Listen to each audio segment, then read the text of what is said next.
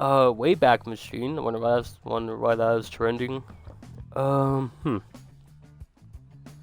Yeah, okay, there isn't anything dumb trending anymore. I wonder why Defunct One's trending, though. Star Wars Galactic Star Cruiser, Walt Disney World takes its final voyage.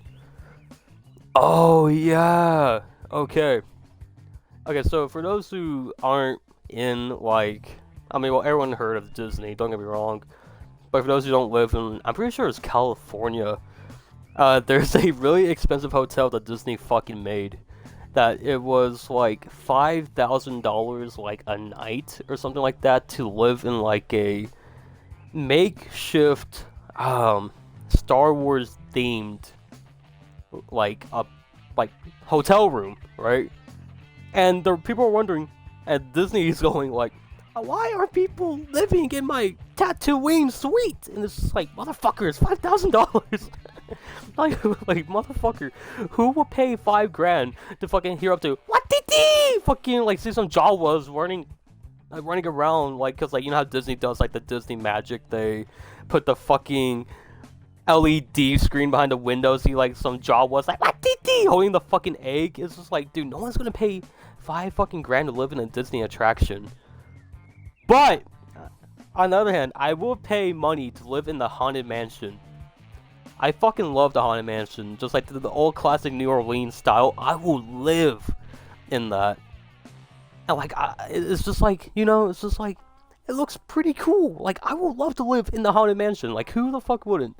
Like, people go out there and like spread like their Gram's ashes on the ground. It's like, hey, motherfucker, fuck you, Gram. Just like, dump the shit, and everyone's just like, dude, you left your grandma's remains on the fucking tracks. Like, it's gonna fuck up something.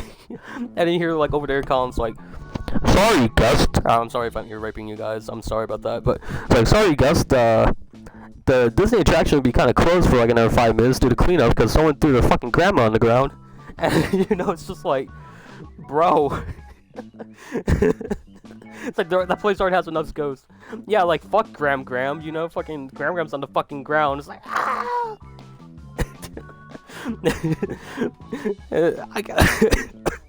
It's like that park's already haunted enough, like especially that attraction, dude. Just like, yeah, no, let's just add a couple more ghosts and shit. I feel bad for employees too, because I had to go up there and just like, fuck you, Gram, just like sweeping up her ashes or something, like putting in a little dustpan and everything, just like throwing out in the trash, just like, great, now your Gram's the ghost of the fucking, I want to say like the junkyard, the trash heap. It's just like, oh fuck, the landfill the landfill fucking Gram, you're fucking, where are my bills? It's just like, fuck you, Gram, the fuck out of here. You got like the Ghost Avengers fuckers out there like Aaron. This is like, I don't. It was like, did you hear that? And you're fucking like, ow. And they do this shit all like Gram throw like a fucking rock at you, even though it's like someone kicks the fucking pebble. Now those Ghost Adventure fucking shows are something else, though. Honestly. Also, I had another viewer here. I guess my Gram tangent drove him away. Hey, my comedy, I cuss a lot. All right, that's how I am. Did you know someone died on the ride? Oh, a Haunted Mansion, or I know someone died in I forgot what it was though, but like in Disneyland, like in California Disneyland, they have like the little arcade area, but it used to be like some place that used to move, and some girl got like crushed to death.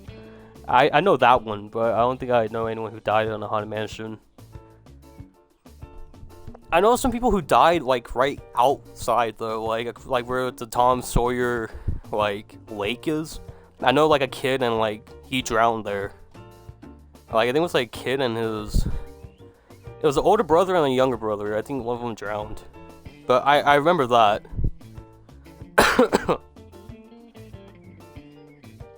Yeah, no, I forgot. Oh, yeah, okay. Haunted Mansion Death. I don't know if that's in the Florida or... Haunted Mansion Death. Oh, death certificate. Oh, a technician died there. Oh, it Disneyland Paris. Oh, shit.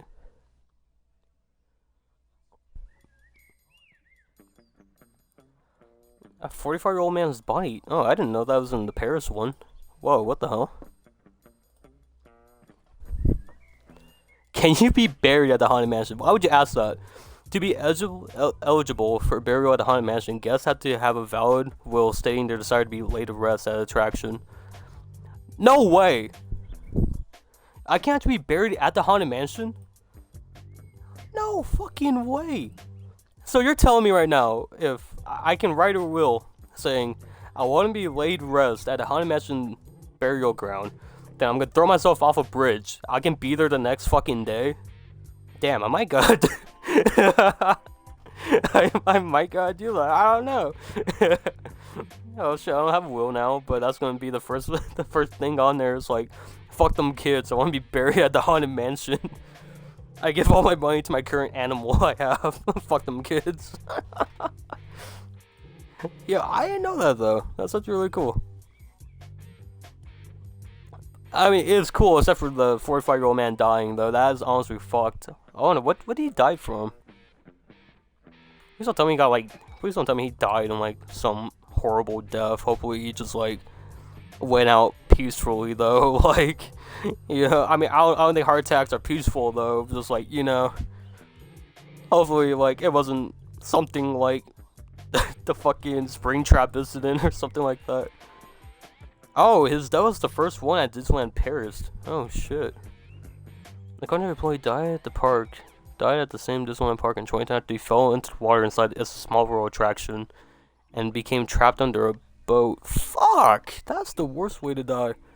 In 2013, a 5-year-old boy fell into the water on the park's Pirates of the Caribbean ride and became trapped under a boat before his father pulled him. Okay, well the kid lived. But fuck, dude, imagine drowning at the It's a Small World, dude. Just imagine your last, like, especially like being muffled underwater here, like, it's a small world. I fucking hell, dude. Oh fuck, like, that is so fucked. Holy crap. The haunted house attraction is expected to be reopened Wednesday at the earliest, following the police investigation. Did they not find out? Oh, they didn't even give out like a cause of death. Whoa, okay. Huh. I'm telling you, dude, it was Mickey. Mickey killed him. I'm telling you, man. Don't trust them fucking costume actors. You don't know, man. FNAF taught me that. Dude, that is really sad though. Oh, and of course you have a video called Offhand Disney. It was like, oh, the death theory was debunked. It's like, this is official, man. The BBC fucking April 4th, 2016. I'm looking at it right now. I really wish I could show videos on here, but like I still need to get like a. Oh, he got crushed? Damn. Okay, well that completely went against my. Hopefully he had a peaceful death. He got fucking. Dude, that is so sad. I know that that's like a running thing with Disney though. It's like they always like no one dies a normal death at Disney. You know, it feels like everyone gets like crushed to death or something like that. I don't know if I can find it though, but I still remember there's like a 19-year-old girl. It was really sad what happened to her. I forgot what ride it was though. I think it was like the Jamboree thing. I probably was. I'll find it. But it was a sad story. She got like married and then she got married, right? She was calling her parents. She was like, yo, I got engaged, right? She got engaged, not married. Well, I mean, it's pretty much leads up to it, yada yada yada. And then I forgot what it was. It was like the last couple of like people, so she was like getting ready to like, you know, like close up the ride and everything.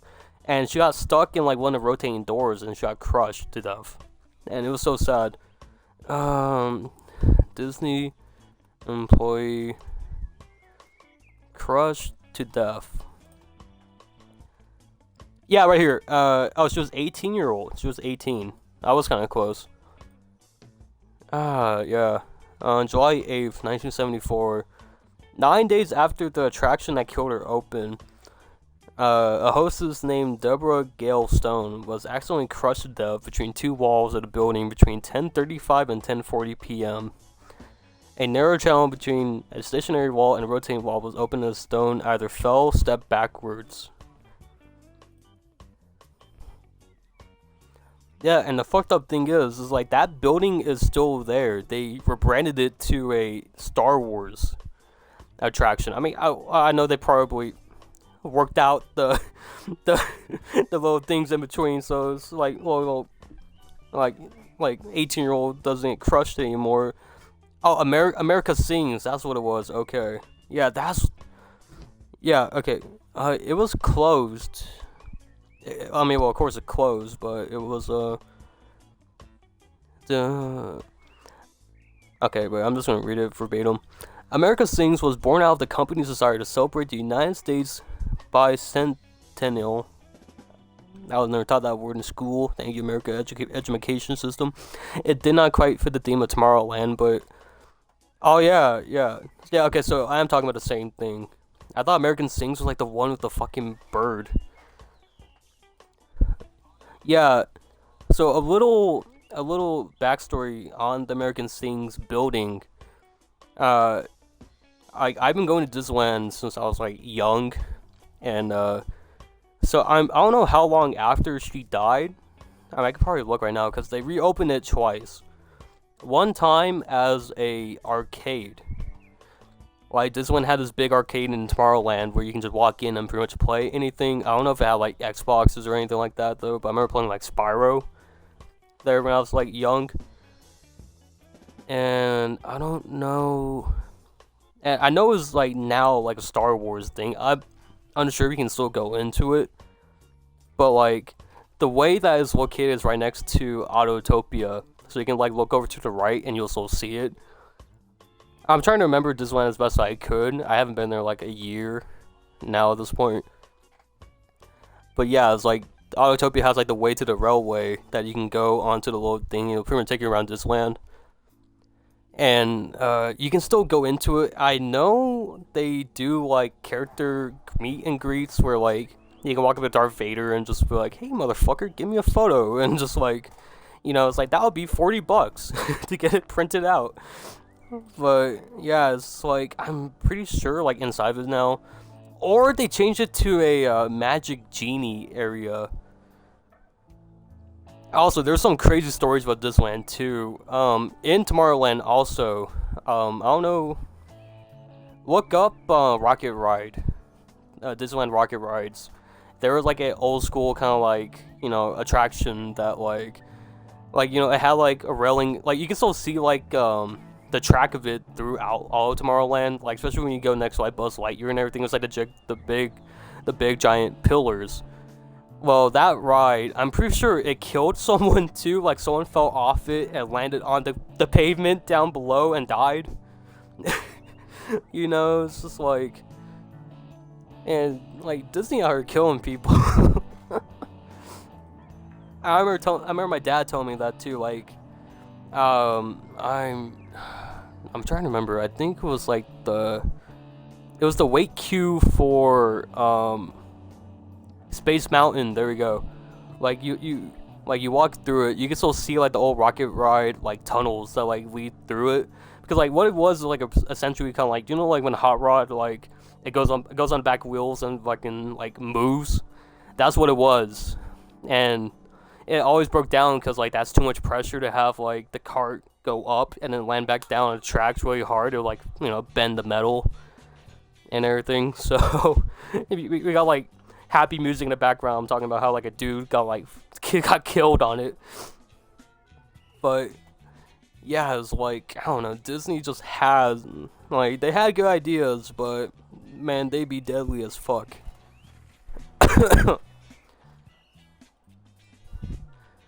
Also, I went completely off topic, but talking about Disney, it was kind of fun to talk about because they're kind of they're kind of shady behind the scenes though. But it's all fun to talk about the shady things. If I ever end up dead with if I ever end up with a bullet hole in the back of my head while being hung, you guys know I didn't kill myself. Disney took me out. Okay. Yeah, I don't know. Yeah, I don't know. I don't know if they closed right after she died because she died in what 74. Yeah, I don't like it was still there till like '86, so like verbatim, like give or take 10 years, pretty much.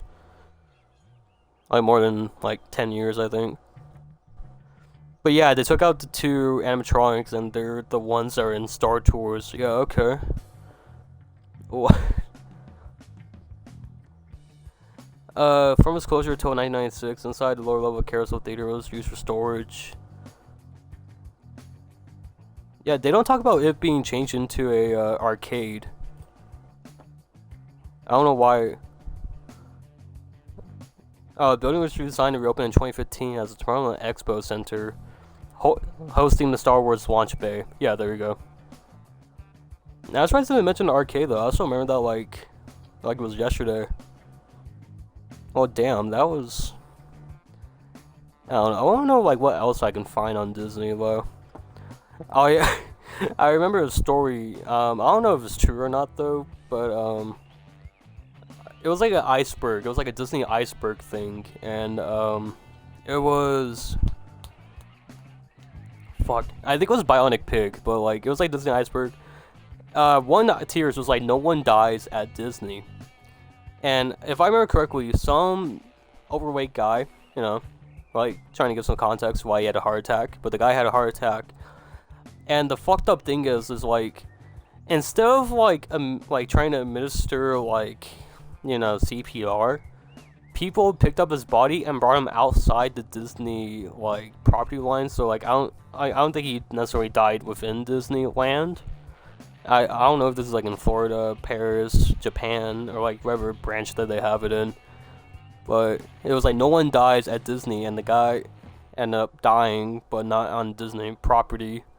It's just like fucking hell, dude. It's just like you guys had no problem crushing people with your fucking attractions, but some poor dude having a heart attack, it's just like, get him off the fucking property now!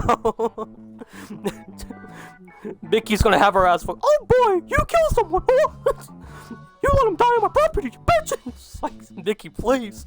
Don't hurt me, Mickey. Oh, you're gonna fuck this! Little Jimbo is fucking gone. I don't even think that's even the right fucking voice to sound more like the fucking little gingerbread from from fucking Shrek. It's like, do you know the Muffin Man? I sound like that guy. But yeah, it's just like you better not let him die on my property, huh? It's like, man, fuck.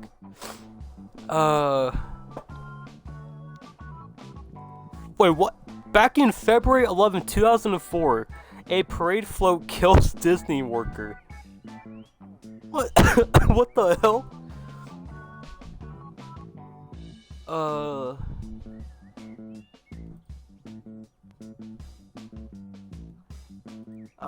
okay.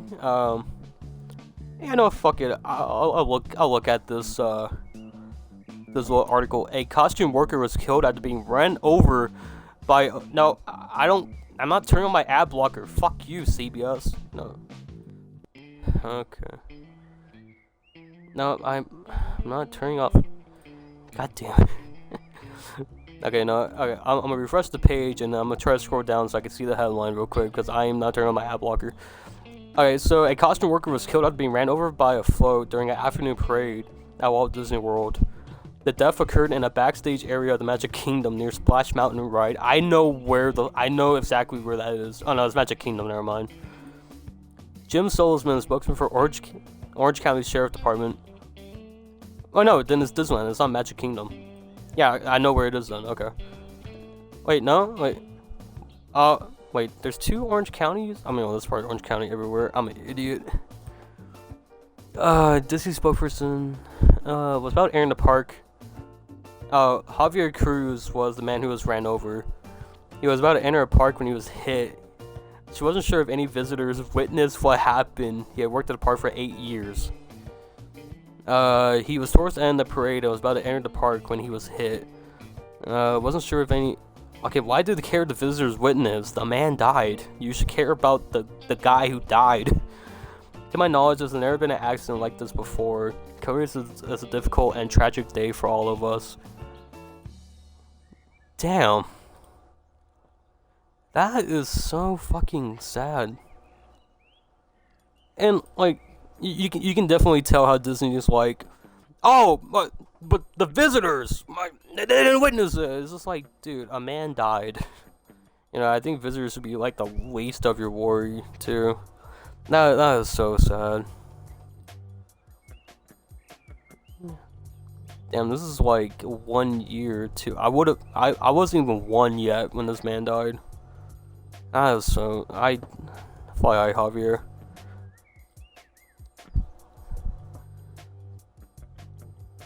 I'm seeing more stories about Deborah or Debbie. Disney. Oh yeah, okay. So this is another Javier. Disney World employee killed in a fall. What? Oh, this might be the People Mover. A People Mover incident. So this is in Orlando. A part-time. I don't care how many times you tell me to turn off my ad blocker. I am not turning off my ad blocker. Like Jesus, hell. Okay. Oh, the Skyway. Oh, Jesus, can. Alright, Oh, he was 65. Yeah, okay, so it was just the People Mover pretty much. The 4-person gondola. He grabbed the 4-person gondola and struggled to pull himself inside. He let go and he was over a flower bed, snapping tree branches on the way down. So, oh, he didn't make it at all. He was looking for a place to fall. He didn't want to fall on concrete, so he fell on the flower bed. Yeah, and he's 65, so that would have been. Dude, that is so sad though. Like, I don't understand how Disney wouldn't have like a fail-safe, because like, that's so fucked. I remember one story. I don't know how true it is though, but I'm pretty sure it happened in Disneyland though. But it was Big Thunder Mountain. It was just like the old Western roller coaster thing. I don't know if it's true, but apparently some guy got decapitated. He was in like the caboose of the thing, so like he was in the caboose of like the railway, or like the the roller coaster cart, and he got decapitated because like one of the little things. I'm pretty sure he was like tall, and like one of the little like wooden pieces was kind of short, and like Big Thunder Mountain goes fucking quick, like it goes quick or something. It can go like really slow. It kind of depends on anything. But yeah, he got decapitated that way. I don't know if that's verbatim. Oh shit! I'm sorry, I bumped into the mic. Big Thunder Death. That's what they call this stream. Just talking about Disney. Disney fucking iceberg death iceberg thing. Big Thunder Mountain Railroad death. Here we go. Damn. September 6, 2023. Yeah. Oh, okay. I was completely wrong then. Oh, of course it's LA Times. Okay. One man.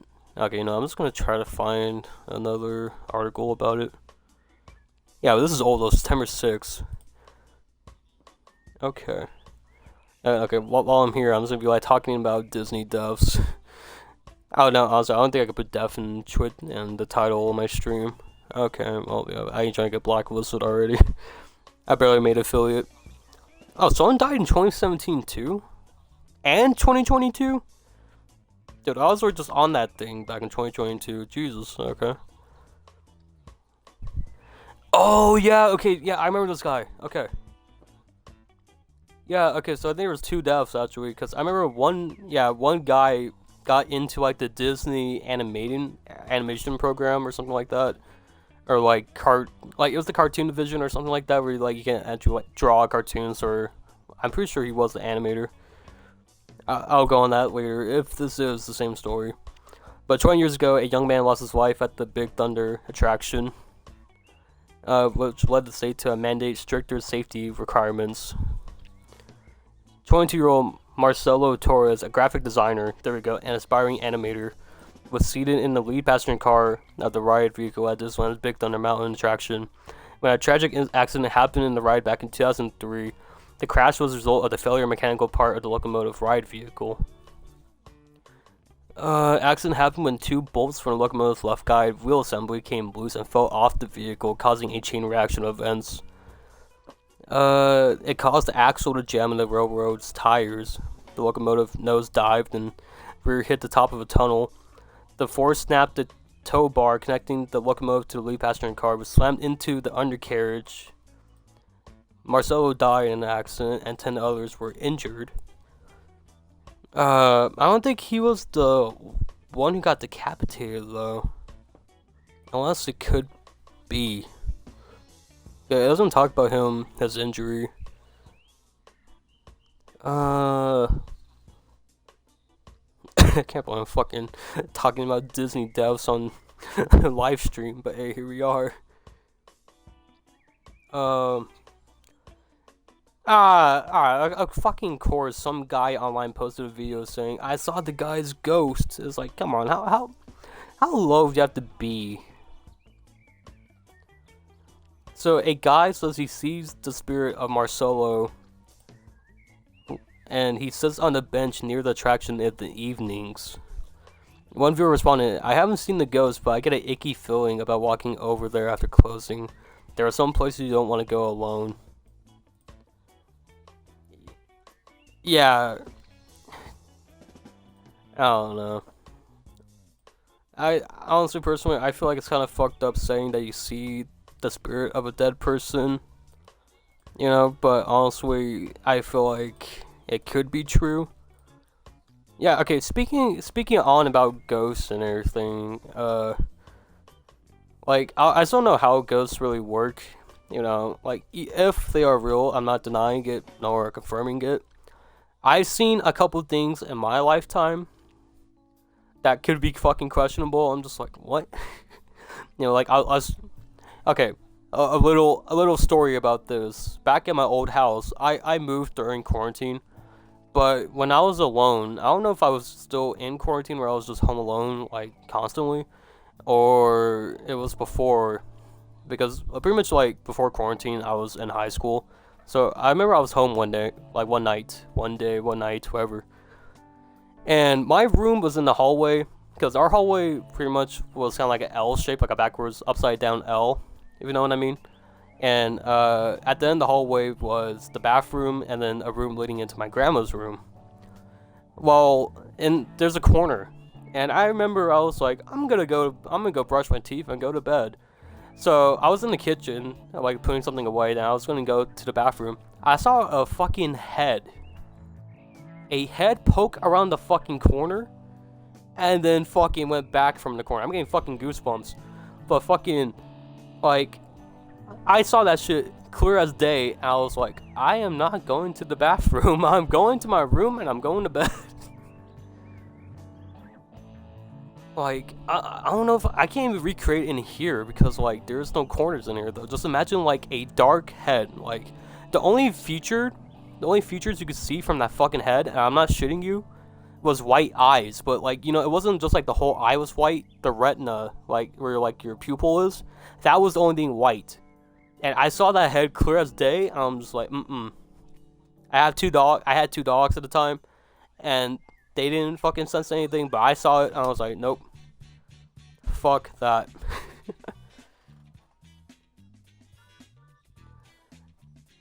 And I know, like, some ghosts, they have, like, meaning, you know? Like, let's say, like, someone died in that house, but my family was the original owner of the house, so there's no one dead in there. So how the fuck was there a ghost in there? So I'm sitting there just like, okay, you know, I ain't dealing with some shit like that. Fuck no, Ree. But yeah, that was the little ghost story. But yeah, I don't know. Back to the Disney guy seeing the ghost of Marcelo. I feel like he just posted this because I know on Space Mountain there's a guy who died on Space Mountain, and like sometimes like you can get seated right next to him, or you can see him on the security camera or something like that. So I'm pretty sure it's kind of like a hoax too, but I don't know. Yeah, the rest of the article talks about how the family sued Disney. Hopefully they won. Oh no, there's no money that could ever pay for his life ever, but the only remedy that the law can provide. This exhausting emotional process has finally concluded that we have our answers. We will hopefully have some closure. Okay. But some believe that closure hasn't come for everyone. Yeah, okay. So still talking about his ghost. Oh, there's a fucking list here. Let's go. There's a list of all the incidents at the resort. Okay, so I don't have to keep clicking on fucking bullshit. Okay, oh, okay, guest altercations and incidents. Okay. August 6, 1970, the Youth Internal Party, or the Yippies, held a publicly promoted gathering called the First International Powwow at the park to liberate Disneyland from the establishment, anticipating a large riot. Every police department within Orange County provided additional security, and a special court was set up to process the mass arrest. Okay, at least the powwow was peaceful. Although Disneyland closed early after, they replaced the American flag at Fort Wilderness with their own. Okay, that's the Tom Sawyer Island. Okay. I think. As police officers attempted to escort the Yippies out of the park, fights broke out between the Yippies and other guests. At least 18 Yippies were arrested for violations such as trespassing, drug possession, and property damage. I never heard of that before, honestly. I never heard of Youth Internal Party event in Disneyland, because I know back in the day Disneyland does like I know they did like HIV/AIDS like event. I forgot what it was called. It was something kind of like that though, but I didn't know that it was just like not like an official Disney thing. There's like, hey everyone, let's fucking meet up at Disneyland and liberate it from the establishment. Okay, I mean they can go off. Oh, this one's kind of crazy. Okay. On March 7th, 1981, a 18-year-old man was fatally stabbed with a knife during a fight with a 28-year-old man. After the victim supposedly pinched the man's girlfriend in Tomorrowland, his family sued the park for $60 million. The jury found the park negligent for not summoning outside medical help and awarded the family $600,000. That is fucked.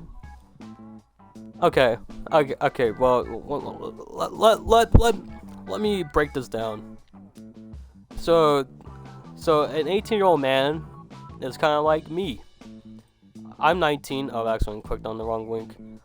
Okay, so I'm 19. This man's 1 year younger than me, but me and him are probably similar. We're stupid because we're young and we're dumb, and we're both broke. So why? Okay, so he supposedly pinched the man's girlfriend, and there is no proof. I don't know if they talked to the man's girlfriend that was pinched, but just like I don't understand how pinching your girlfriend, like, okay, don't get me wrong, a pinch, it kind of hurts, but I don't fucking think getting pinched is worth a fucking murder charge. Dude, people are scary, especially nowadays. Fuck. Okay, well. Okay, well, that's sad. I'm really sad that the 18-year-old man was fatally stabbed. Hopefully, he is in a better place now. And hopefully, the man that stabbed him got his butthole resized in prison, because he took it way too fucking far and stabbed a kid at that point. Even though that 18 declares you as an adult, you're still a kid, no matter what. Alright, turning 18 doesn't make you a fucking, I have to go to work today. It's just like, We're dumb. So why the fuck do you have to stab a kid? Okay, I went way too long in this one. So this one was on September 14th, 1985. A 7-year-old girl from Torrance, California was crushed to death beneath the wheels of a bus at Disneyland. The girl was walking across the parking lot with her uncle while looking for his car when she fell under a moving charter bus that crushed her.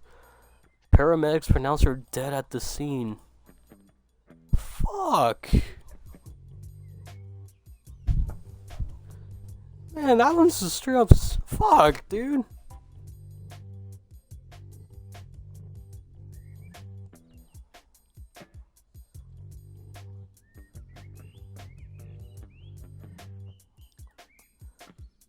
Okay, like, okay, I mean, how does one fall under a charter bus though? I don't know. I'm trying to like think about the possibility of how she could have fell under the bus to get crushed, but that is fucked. I'm so sorry. I hope she flies high too. Man, that's a fucked up way to die. Okay, this one. On March 7th, 1987, a 15-year-old boy was fatally shot in the Disneyland parking lot. Man, this stream's getting fucking dark. I'm sorry about that. I'm really sorry. That's right. You probably didn't sign up for this though. Like, I'm sorry. You probably didn't sign up to listen to me talking about people dying and everything.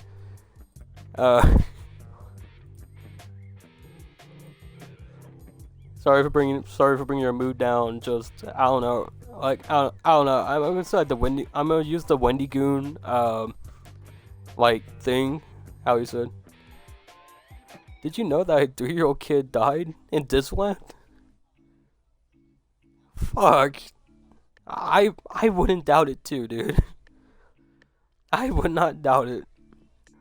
I just read a 7-year-old girl just got fucking crushed, man. Just but yeah, I don't know.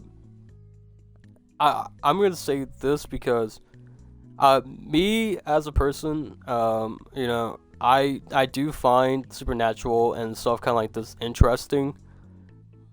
You know, I think it's human nature to just understand and see like what happened, but I know some people don't like hearing this, so just like I don't know. It's just like I'm interested in this stuff. Like, you know, like I've always been into kind of like the darker aspects of life. And I'm not trying to sound edgy by all means, so like when it comes to stuff like this, I do like to read it, but the contents, I'm so fucked.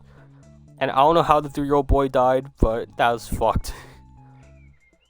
I don't know. If the 3-year-old boy died, I can only picture the worst. My guess on for the 3-year-old boy, he got crushed. Or he fell off something, or fuck, even worse, he like fell off like the Pirates ride or something like that. Fucking hell. Okay, but on March 7th, 1987, a 15-year-old boy was fatally shot in the parking lot of Disneyland. The incident began as the early morning confrontation between rival gang members before escalating into a brawl. 18-year-old. Okay, this guy that was convicted. Khaledi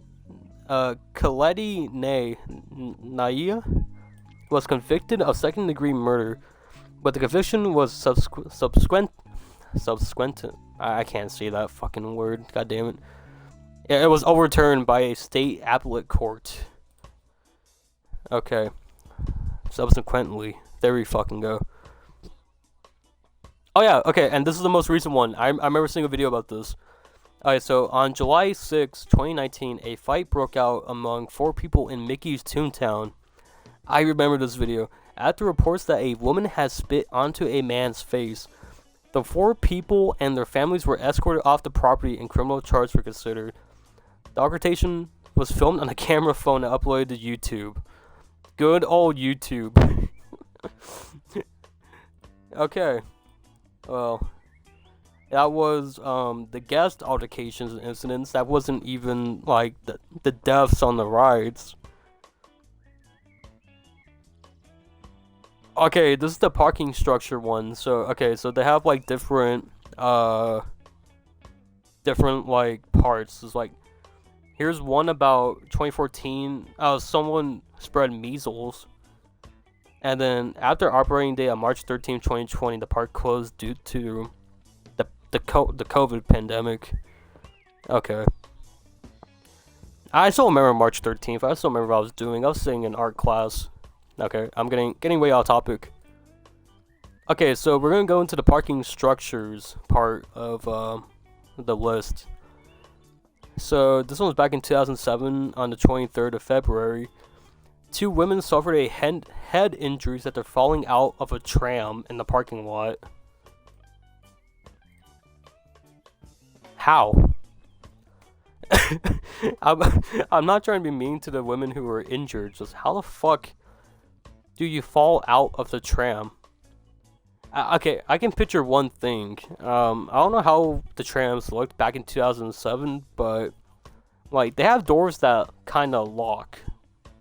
You know what I mean? It's like you have to physically push up the little lever to whee, like just like press Y and bail out like GTA 5. So I don't know how they fell, unless they're white drunk girls back in 2007, but I'm not too sure. But I don't know. Hopefully the head injuries. I mean, it didn't say they were severe though, so they probably just like bumped on the concrete, but still ain't that bad. Okay, the next one's kind of dark. Okay, this one's really dark. Kind of content warning. It does involve the sewer slide. So okay. So on October 17th, 2010. A 61-year-old man from Hickman, California, jumped to his death from the Mickey and Friends parking structure's top floor. He left behind a note citing personal issues for his sewer slide. Fuck. Okay. Okay. The next 2 are also the same. Next 2 are also the same type as the man before. On April 2nd, 2012, a 23-year-old man was found near the northwest corner of the Mickey's and Friends parking lot structure and was pronounced dead at the scene. It was investigated that a sewer slide at the time, but there was no witnesses that saw the man jump. Okay. So, it's on the corner of the Mickey and Friends parking structure. I mean, okay. I was in criminal justice for 2 years. Context clues also help out a lot, like rigor mortis and all that stuff. But if you can look and the man's fucking bones are shattered from hitting the ground. Okay, because like the Mickey and Friends parking lot, if it's what I think, because they built a new one recently, back in like 2015, 2016, 2017. It took them forever to build a new parking structure, but that thing's fucking huge. Like, and if you're an unfortunate soul to get like the mini, because I'm pretty sure the mini's like the top, like the one like where the top floor, not even like there's no cover on it for squat. Your car is burnt, but like like if there's kind of context clues to see like, oh yeah, this man jumped off the corner. And like, I don't think there has to be witness to understood that the man yeeted himself off the top of the parking structure. It's like, like I don't know. But yeah, I don't know. Like people, it could have been like someone murdered him at Disney. Like it could have been someone picked him up by the legs and like anything could happen. But. No, okay, the thing that's holding me back though is investigated at a suicide at the time. So did it eventually ever turn to a homicide? I need to look into this one. Yeah, at the time is a pretty important words, but I don't know. It could have been like a murder. I'm not gonna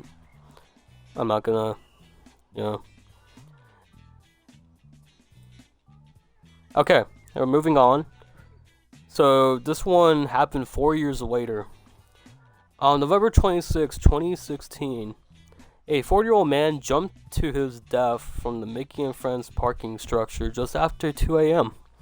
Pacific Standard Time, which is California time. He was rushed to the UC Irvine Medical Center, and he was pronounced dead at 3:08 a.m. Fuck.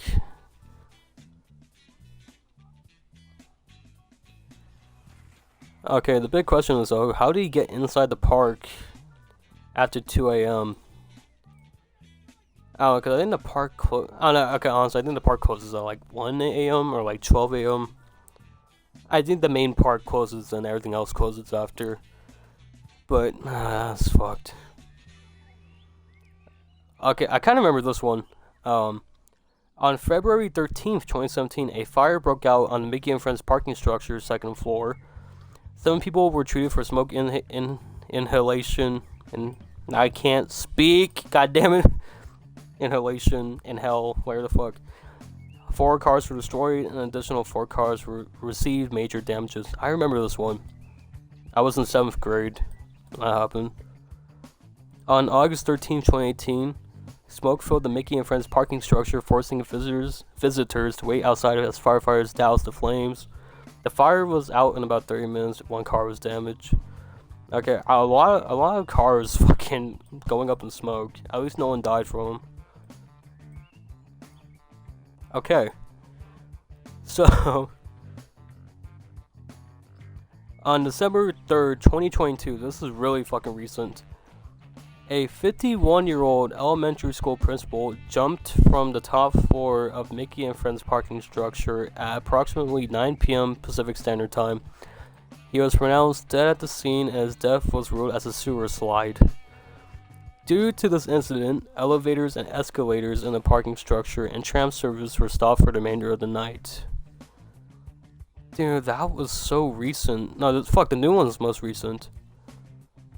On February 18th, 2023, a woman reportedly fell or jumped from the Mickey and Friends parking structure at approximately 6:50 p.m. Pacific Standard Time. She was severely injured and at the scene and was pronounced dead at a local hospital. Fuck. Oh, that's the one? Oh, the principal. I didn't even hear about this one. I didn't even hear about the most 2 recent ones. Probably because I don't watch my local news anymore. Just holy shit. I didn't even know these 2 even happened.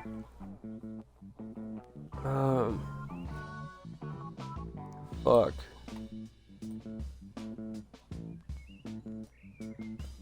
Okay, wow.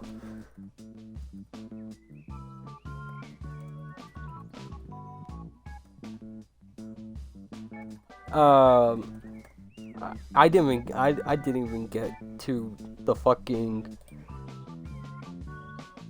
I didn't even get to like the attraction deaths. Yeah, those 2 were just like little subsections. Oh, I skipped one. Okay, this one happened in a construction. It was a construction accident.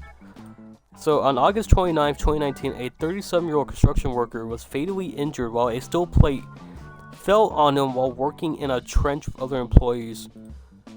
Paramedics tried to perform CPR, but he was later declared dead at a nearby hospital. Fuck, I didn't even know that one. That was really recent too.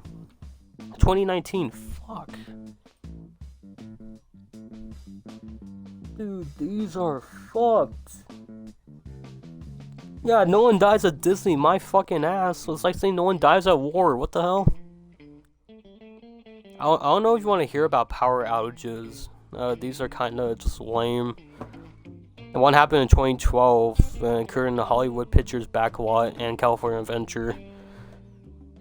And on and one happened in 2017.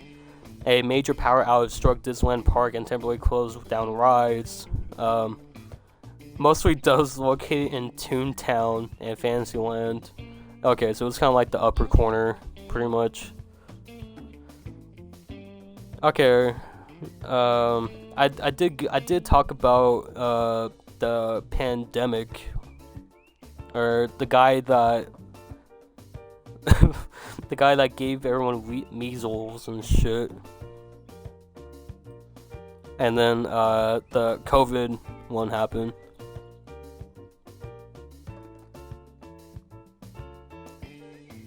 Yeah, then this talks about how our governor gave Gavin the stay-at-home issue March 19th. Reopened July 9th. I remember going back to Disneyland right when it reopened too. The tickets were like they were so fucking cheap. But holy crap, dude. Like, pre-coming back, Disneyland was hell, dude. No one... Like, okay, I don't know if I'm kind of old class, though, but I still carry cash on me because, like, some shit you just can't buy with credit cards and, like, debit cards and shit. And, I brought cash with me that day, right? And I tried to buy a fucking Coke, and they're like, no, sir, you need credit or debit. It's like, dude, just take my fucking money. Just, like, take my fucking money, dude. Money is money. But yeah, and then they issued a little tangent about that. And this happened on March 19th, 2022, and prompting Downtown Disney to close. And it also reopened July 9th. And on March 5th, 2021, it was announced that California Department Disneyland could reopen with capacity restrictions beginning April 1st, 2021. Oh yeah, okay. Damn, it's been an hour, goddamn. Oh yeah. Yeah, streams really go by quick, and I always try to talk for 3 hours maximum, so, you know, I still at least have like a good 2 hours in my voice, even though I kind of feel like my voice is leaving me. I was surprised cameo by my dog in the background. She's barking at my neighbors. She just got home. So, but yeah, I don't know. Stream goes by really quick if I'm talking about something, so.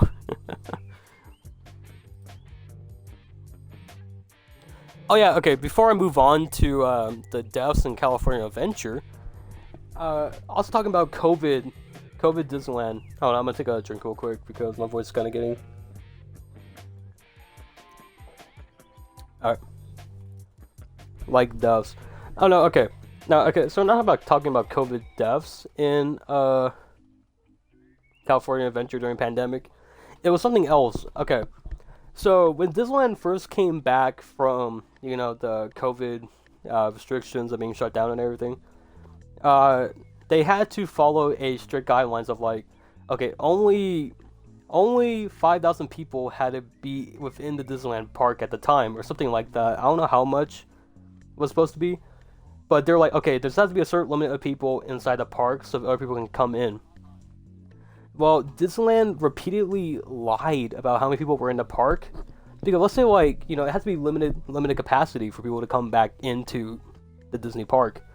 Well, let's say, like, I don't know how many, honestly, would be. But Disneyland is a big place, you know what I mean? So, you know, let's say, like, 100... I don't even think, hold on, before I make up, like, imaginary number. How many people were allowed in Disneyland? Or allowed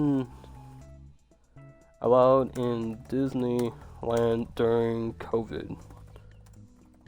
I want to get like an official number before I make up something random. Okay, well, it doesn't give me one. Okay. But, okay, so with that, there was just a lot of people there. And they're like, oh, there's a limited capacity. They're like, come on in. That park was as full or even less full. Well, it was more full than it is, like, it being open. Like, you know what I mean? Because Disney was trying to make back so much money that they lost during the COVID pandemic and everything. They just allowed everyone in. And, dude, I can tell you, like, me and my dad, because, like, I go with him, we thought that it was just going to be, like, okay, we all can just walk on a ride. It was like that for 1 hour. Then after that, it was just packed. Everywhere we went, it was like 3 hour long wait time for a ride. And like no one's wearing a mask. They're like, everyone make sure you're wearing your COVID mask. No one was fucking wearing a mask. And it was just like, dude, what the hell? But yeah, that's like a little tangent that I went on. But yeah, no, it hasn't been an hour. I don't really even talk about deaths a lot though. Just the fact that Disneyland said no one dies at Disney. And then it's just like, huh. She was crushed. He was shot. He was stabbed. My dog's barking. Is someone coming on my porch? Well, sure. I might die right now, boys. I think this. I think the CIA is coming for my ass because the Mickey Mouse. Oh boy! That was a horrible fucking impression. Holy shit. Yeah, I can't focus it. My voice is kind of getting shoddy right now. I'm sorry about that. Lou, quiet. Sorry about that. My dog's Okay, a little story about my dog. She's a 20-pound Chihuahua. She's fat and she's white.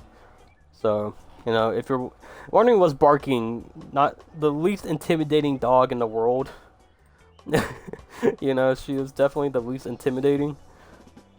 But yeah, I'm not gonna attempt to do the Mickey Mouse voice anymore because it's kind of hurting. But we're gonna keep on going.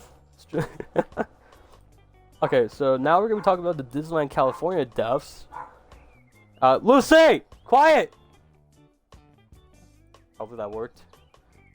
Her name's Lucille, by the way, but we call her Lucy. Okay, so this death happened, but this was back in 2010. And for those who don't know, the Tower of Terror was renamed into the Guardians of the Galaxy Breakout, or Mission Breakout, whatever you want to call it. So, okay, this man lived. Okay, but back on August 18th, 2010, a 20-year-old man was hospitalized after falling 25 feet or 7.6 meters. For those who are in. Hopefully I said meters correctly. I don't know. I'm America, but he fell 25 feet from the platform in the Twilight Zone Tower of Terror. He was waiting in line to ride the attraction and climbed over a barrier before losing his balance. How the hell? Okay. At least he lived. Hopefully he lived. Yeah, he was just hospitalized. The Hyperion Theater. What is this? Hyperion Theater is located at Disneyland California Adventure in Hollywoodland. Oh, okay. I wasn't even... Okay. So Hollywoodland is pretty much where it's like that strip. It's like that little strip that leads around the Tower of Terror. There's a couple rides there, but the ride got turned into Monsters Inc. If I'm correctly, it was like it was that one ride. It was like crazy. It was like Hollywood Limo Crazy Ride or something like that. But it got that got changed because Princess Diana died, and people were correlating that ride to her death, and they're like, "Ah, fuck, we gotta do something," and they changed the ride into Monsters Inc. That might be wrong, but I'm kind of going off my memory, which is pretty bad, but I'm tempting. But yeah, I never heard of Hyperion Theater before. Oh, but it was actually just a live... Wait, it was presenting Frozen. Wait, what? Hold on. Is this still... Oh, wait.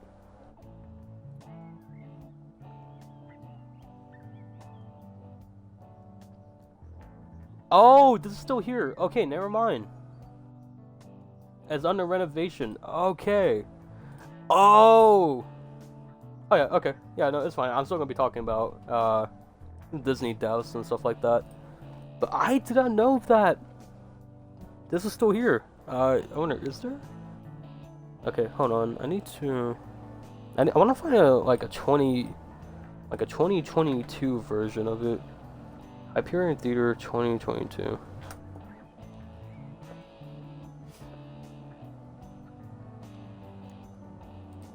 Because this is in California Adventure. So. Huh. Oh yeah, it's right there. Okay. Okay, I remember now. Alright, sweet. I remember now. Okay. Alright. Lucy, shut up. I love you, but be quiet. Okay.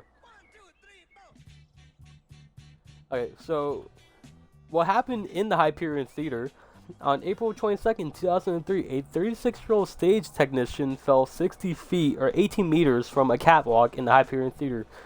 prompting an investigation by the California Occupational Safety and Health Administration, or Cal/OSHA. The victim did not regain consciousness following the incident and died on May 18th, 2003. He died before I was even born. Holy shit.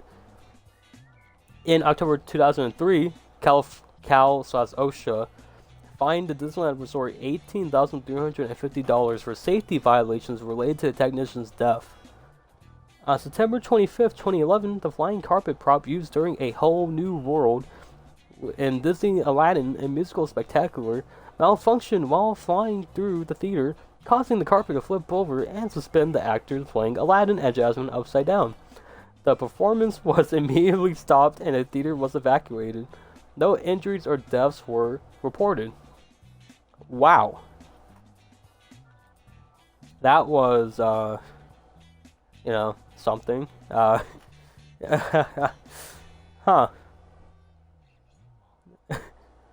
That sounds fun, it really does.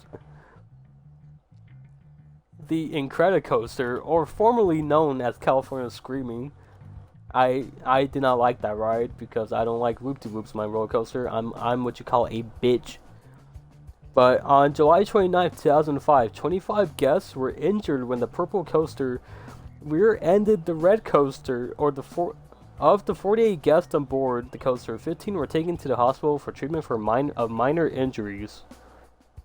Okay, I thought that would have been a lot worse, but at least 15 were minor injuries.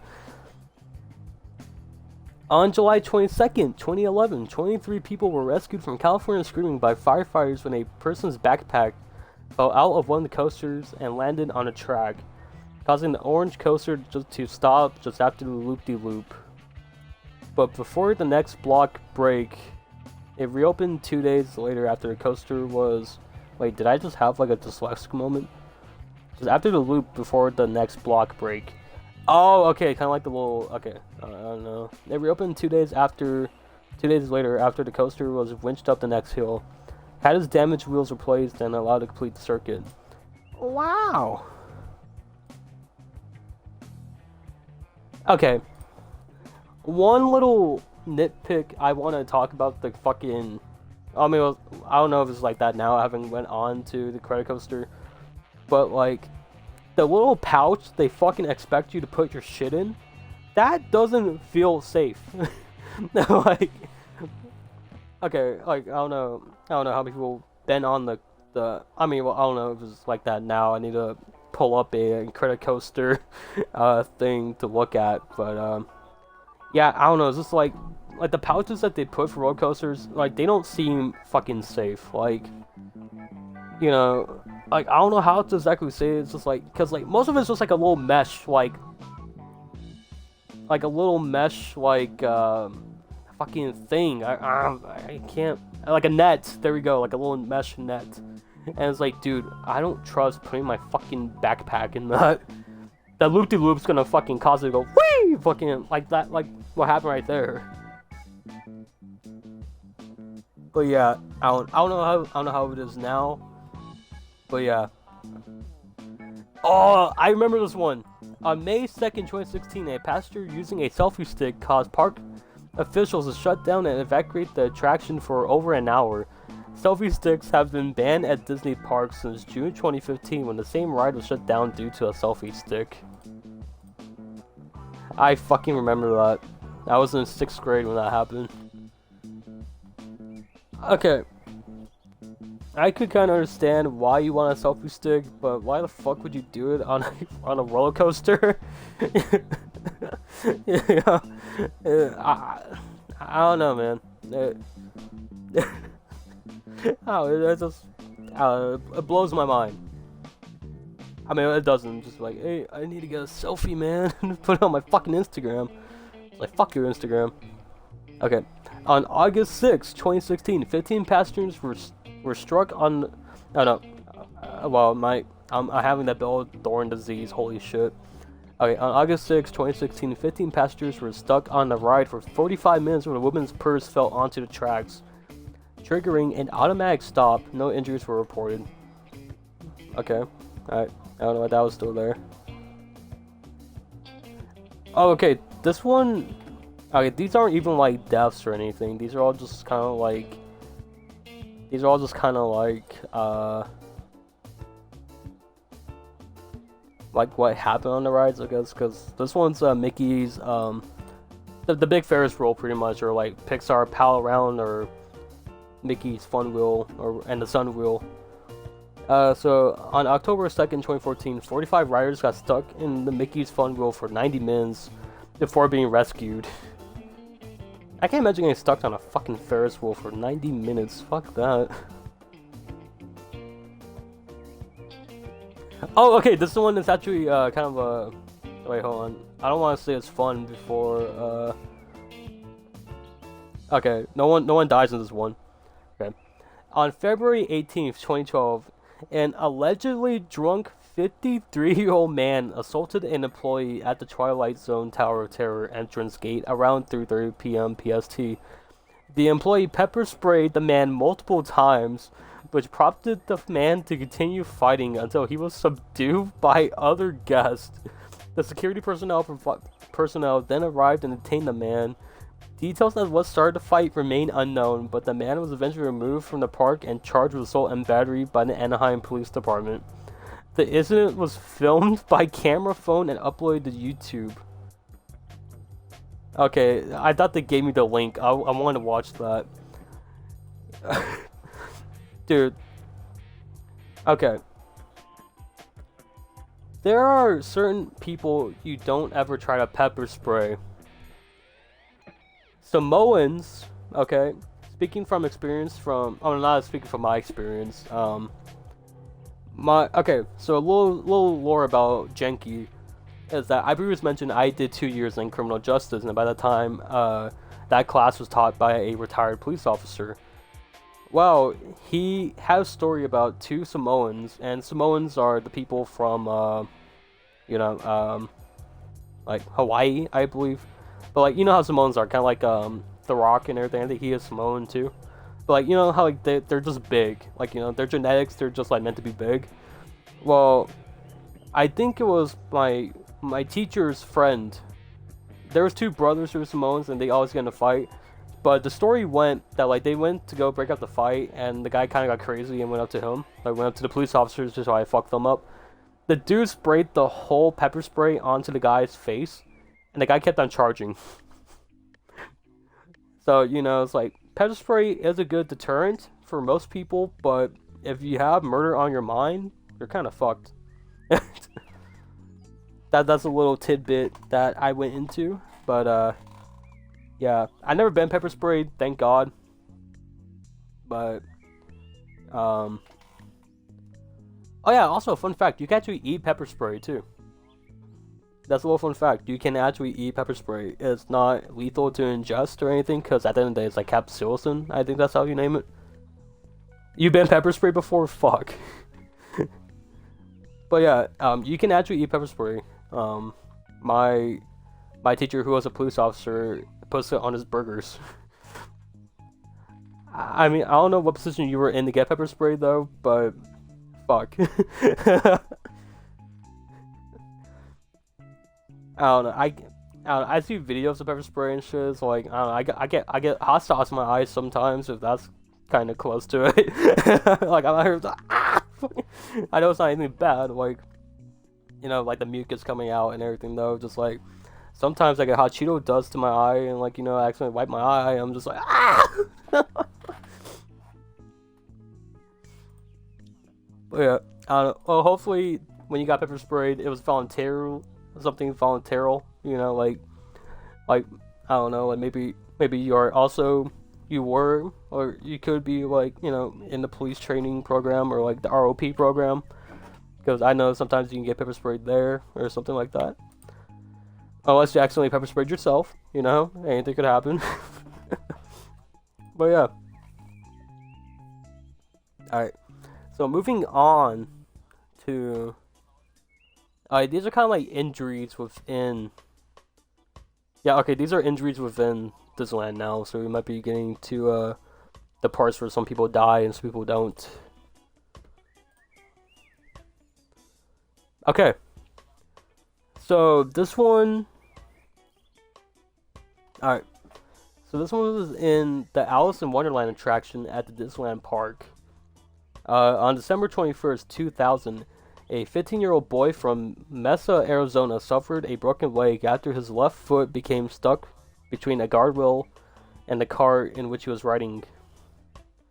I never seen the. I'm gonna look into this after though.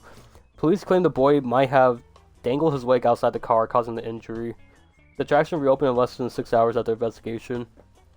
Okay, well, the poor kid snapped his leg, broke his leg, but hopefully, he was 15 though. He should have known better.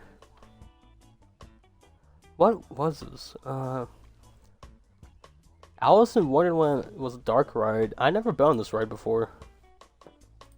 I don't know. If I ever go back, I probably should go check it out. Maybe I should dangle my leg outside too to break my leg too, to kind of. I can get on this list of like former idiot Jenky Johnson broke his fucking leg on a ride. That'd be kind of fun. Okay, so this one, we already talked about this one before though, but this is the Deborah Gale Stone, the 18-year-old who was crushed to death after the America Sings this incident.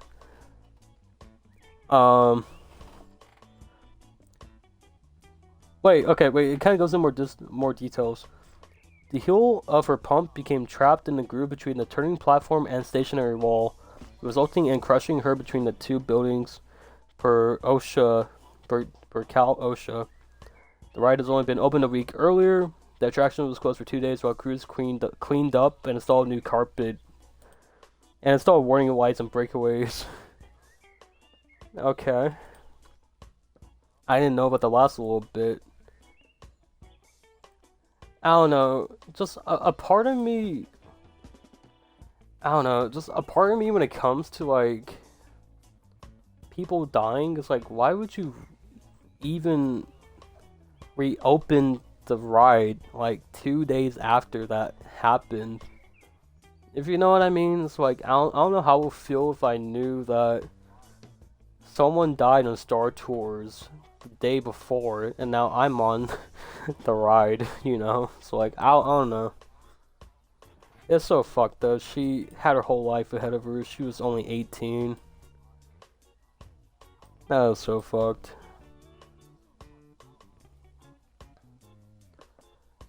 Alright, so moving on to the Big Thunder Mountain Railroad. March 10th, 1998. So this is a new one. They do mention Marcello. Hopefully I'm saying that right. Or Marcello. They mention him, but they also mention. Okay, there's another one here. Okay.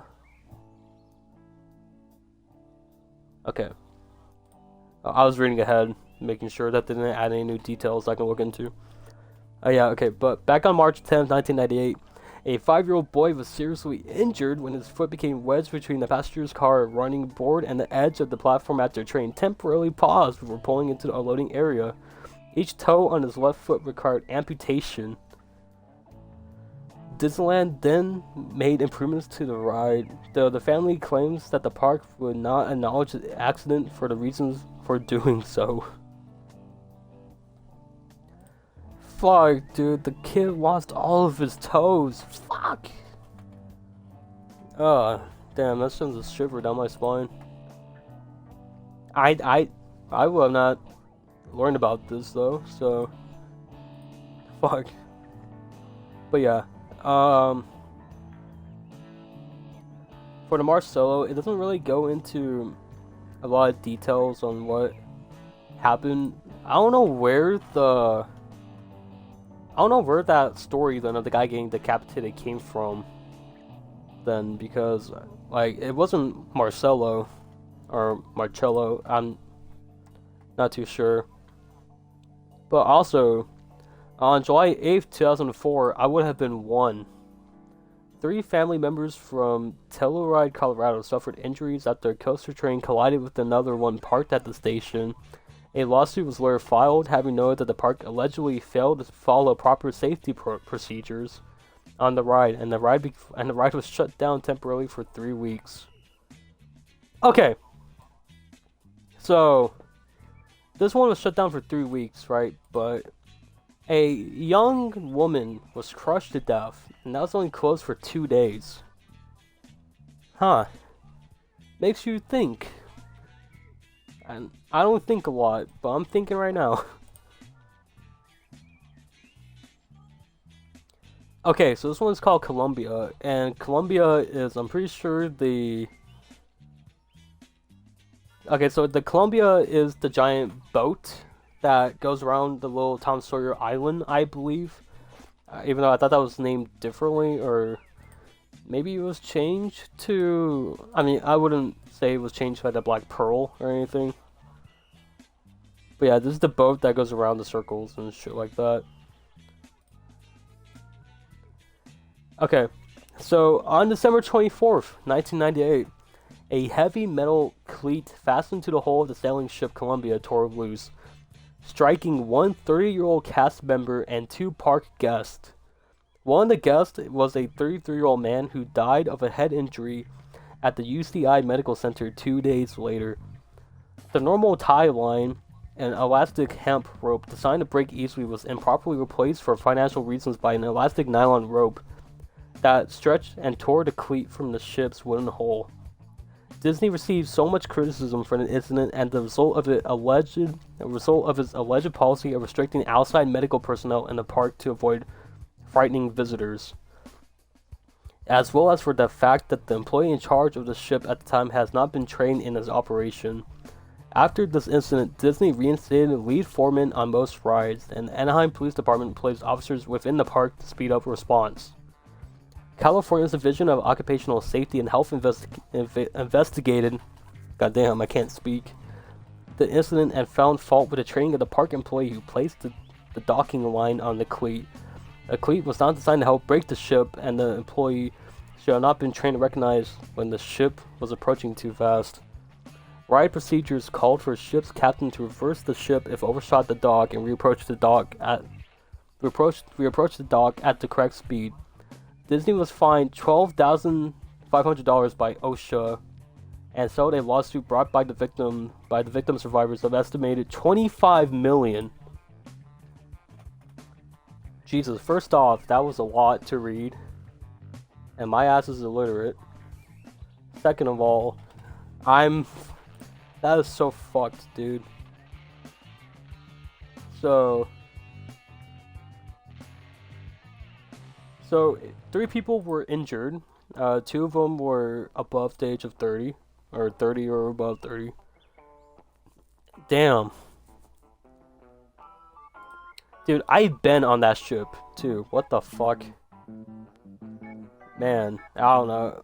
Next time I go to Disneyland, I'm just gonna have these thoughts in the back of my mind. It's gonna be like, oh shit, you know? It's like, hey, I could have died here, you know?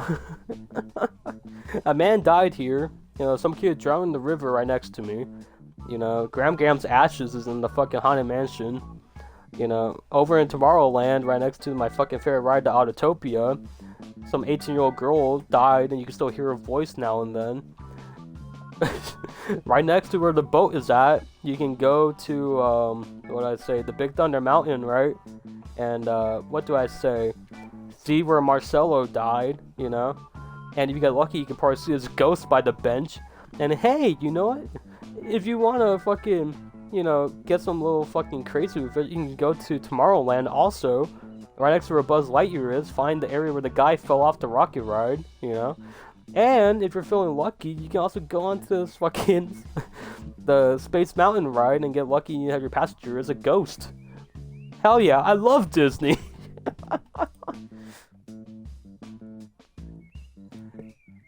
Dude, honestly, at this point, I wouldn't doubt that there's deaths that just haven't been reported at all at Disney too. I feel like being a company that big, they have hush money. Hopefully I don't get investigated through their agency though, but I have my doubts. Remember, if I'm found dead being hung with bullet holes in the back of my head, it was not a suicide, okay? I won't let them John McAfee me, okay? But yeah, okay. So the next one is a Christmas fantasy parade. This happened back on December 15th, 2018. A float with Santa Claus on a sled partially collapsed during a performance of a Christmas fantasy parade, causing the sled's front to fall downward quickly. This caused the actor playing Santa to be thrown off the sled, leaving him dangling by his safety harness. The actor walked away unassisted with no injuries were reported. Performances resumed later in the day without the stable float, with Santa moved to another float during the parade. I never heard of a Christmas fantasy parade before. Opening date 1995, and this took place in 2018. So it still goes, I guess. Just I've never really seen it. Wait, okay, I can probably see. Okay, it doesn't really say. The float has Santa on it. Huh. Oh, here's the last one. Okay. Yeah, okay, he was sort of the caboose that happened to. Okay. Now I got more context now, let's go. Oh, shit! Okay, I was talking about the Disney Railroad before. And, yeah, so speaking of the railroad, I'll talk about the most recent incident that I saw. So I was on Twitter, I was posting something on Twitter, then I was getting all of it done, like posting the art to Twitter, and I was getting it scheduled and shit. The first video that I saw, so when you walk into Disneyland, I'm pretty sure the same thing goes for Disneyland in Orlando, Florida. There's a giant Mickey face, right? Well, two families were having an argument on who should get a picture in front of Mickey's face first. That then led to an altercation where they got into a fight. And for context, the family is, what do I say, kind of heavy, So there wasn't really much fighting going on, because there was a couple punches thrown, and it meant to just like kind of like wet noodle, like fuck you, like punching and shit, right? But it was just like, I don't know how to say it. They were fighting in lowercase. It's like I didn't see blood, but the altercation went out. They were fighting each other, like fucking throwing it down. And the worst part is, there's two children. I don't know which family's children they were, but those two kids are probably experiencing their like 4th or 5th time at Disneyland, or maybe 1st or 2nd time, Like, they're like, we're at Disneyland, the happiest place on earth. Why is Daddy fighting someone in the corner? But, yeah, that's the little video I saw. And I'm just like, dude, if, like, there's only one place you can go after that. It's getting fucking banned for Disneyland. And those poor children are just fucked. They're like, oh, your last name is, Sanchez? Yeah, you're done. Yeah, it's like, I don't know, dude. I can't imagine fighting for my child if I ever have one. Especially at Disneyland, dude. It's like, why is Daddy curse stomping a kid in the corner? Daddy, don't kill him. Like, this motherfucker, don't take a picture of fucking Mickey. I don't know. I went way too far off though. I just want that video is funny. You can probably find it on Twitter. You type in like Disneyland fight. It wasn't anything good. Like, people, I think the fat guy got kicked on the ground and people were kicking him still. I don't know, it was something weird. But yeah, okay. I went way off, but it's a just chatting stream for a reason, so I got to go on these little tangents without actually getting distracted by a video game. But alright, so this is Disney Railroad. Right in front of the Mickey Mouse face, the railroad goes. You can get lucky, get a cool picture of people like in the background, the little train and everything. But within a week of Disneyland's opening of the railroad, back on July... Oh no, this is Disneyland's opening in general, okay. So it opened on July 17, 1955. A brakeman pulled the switch connecting the Disneyland Railroad main line with a sighting at the Main Street USA station too soon. As the Red Law 2 freight train on a side that was passing the Red Law 1 passenger train stopped at the station on the main line. Clarification needed. Yeah. Or removal of jargon. Oh, okay. The caboose on the end of the freight train has not made it fully across the switch when it was pulled, resulting in the caboose front set of wheels correctly traveling along the siding that was the rear set of wheels incorrectly traveled along the main line toward the passenger's train. Isn't it? I can't read. What the hell? Causing the caboose to swing to the side before colliding with a concrete slab. The railing upon impact. During the ensuing commotion, the erring brakeman, presumably to avoid disciplinary action, quietly left the scene of the accident, exited the park, and was never seen again. No fucking... What the hell? Okay, no one got hurt, and the following year, the usage of the sidings at the stations of the DRR main line was ended. I don't know why I got an accent halfway through then. Okay. I can't necessarily blame the guy. Okay, well, I'm picturing this like, you know, the two trains are going past each other, okay? One was going to the station. And the dude pulled the brake, right? Thinking, okay, it's okay to go. And then, you know, the wheels went onto the wrong track and got derailed. Just the fact that the guy probably took off his little railroad hat, right?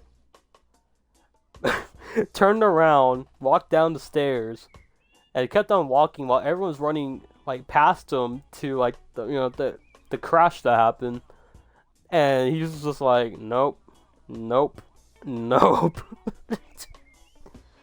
And this is the old Disneyland. I don't know if, like, you know, probably you can just like walk through a little ticket line that turns, like it doesn't walk, so you can be like, okay, I'm going home. I'm never coming back.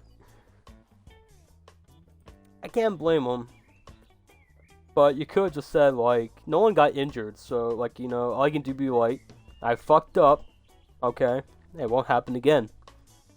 But nah, he was taking no chances, like, I'm out, just, goodbye. Alright, so the next one that happened on the railroad.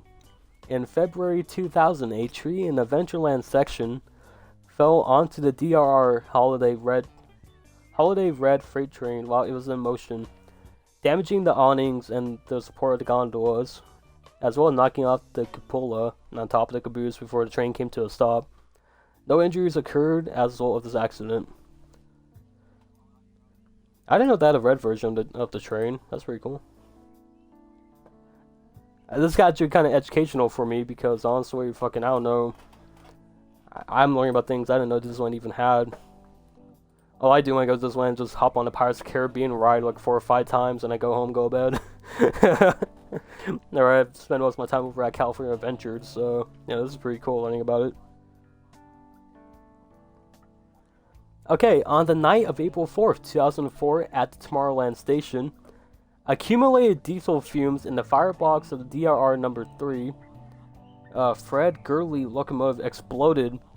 After his fire suddenly went out, the explosion ejected the engineer from the locomotive's cab and inflicted serious burns on the firemen. What the fuck?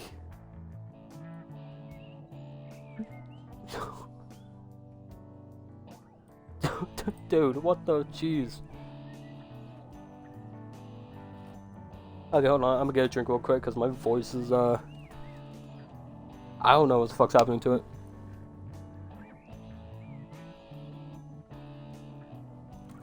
Maybe I'm getting sick again, I don't know. But fucking hell, dude. The guy was fucking ejected out of the fucking train, dude. Jeez. Yeah, Alan, you don't want to fuck with diesel fumes. That.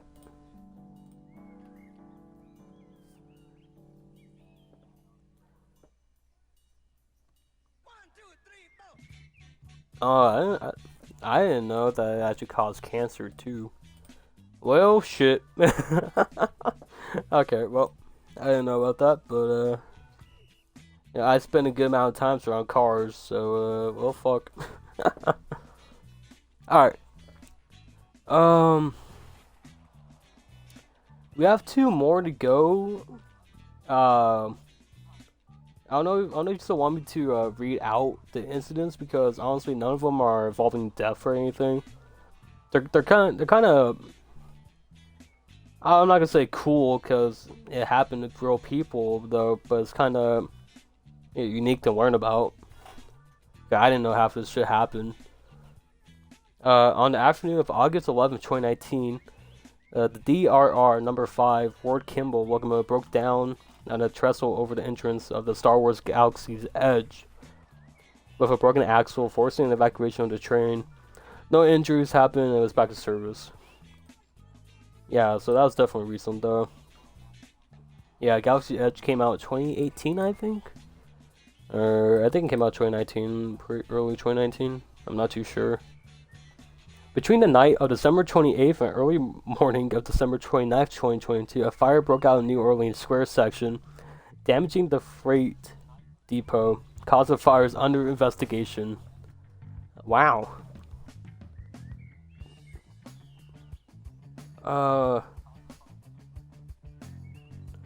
Whoa, okay, this one took a fucking huge ass turn. Okay. Alright. So,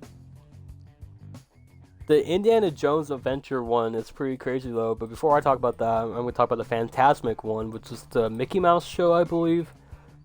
Yeah, it's a nighttime show at Disneyland. Okay. Formerly operated at Tokyo Disney Sea. No, I didn't know that. Okay, well, on April... This is really recent too, okay. On April 22nd, 2023, during the 10:30 p.m. performance of the show, the audio animatronic dragon caught fire. It became engulfed in flames, which resulted in its destruction.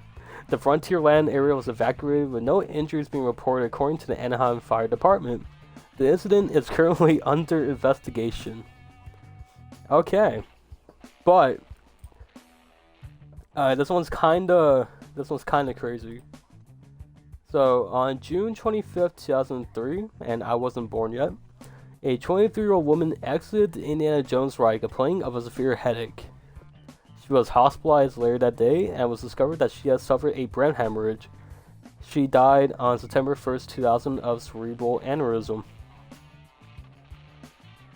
Her family's subsequent wrongful death lawsuit against Disney stated that the victim died because of violent shaking and stress imposed by the ride. In an interlocutory appeal? That's a legal mumbo jumbo I don't know about. An appeal of legal issues with the case prior to decision of the case's merits. The California Supreme Court held that the amusement parks are considered a common carrier similar to commercially operated planes, trains, elevators, and ski lifts. This ruling imposes a heightened duty of care of amusement parks and requires them to provide the same degree of care and safety as other common carriers. The lawsuit was settled for an undisclosed some amount of money after the interlocutory appeal, but before a decision was rendered in the case merits, the victim medical costs were estimated to be more than $1.3 million.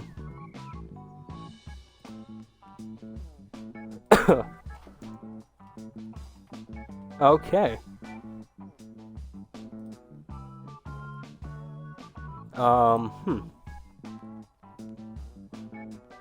Also, I was wondering, why does the cerebral aneurysm look like a ball sack? I know this is completely, like, what do I say, unrelated, but I'm looking at a picture of a cerebral aneurysm and it looks like a ball sack with, like, a Resident Evil eye in the middle.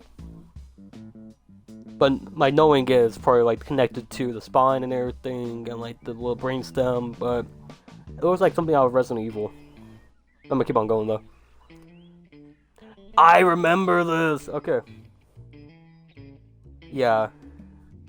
I don't know. Like I'm looking at all the stuff and I see pictures and I'm just like, huh, that's unique. But yeah, I don't know. It's really sad though. I mean, at least she lived for a couple months after though. But it's probably really agonizing pain. Yeah, I could think about June, July, August, September. I mean, well, it's been halfway June, so like 2 months of like pain, pretty much. That's fucked. Okay, so it's a small world. I remember this like it was pretty much yesterday. So on the night of February 28th, 2015, a small fire broke out in the backstage area of the park, relatively close to the attraction. The flames were reported to be around 9:20 p.m. PST and were said to have been caused by the fireworks show that was scheduled earlier that day, earlier that evening. I'm an idiot, because of rain. A park spokesperson said the flames were contained around 9:48 p.m. PST and no injuries were reported. The attraction reopened the following day. Oh, this wasn't the one though. It's a small fire. Oh no, it is a. I didn't know they went back to the same operating day though. I honestly would have thought that I honestly thought it kind of burned down a little bit.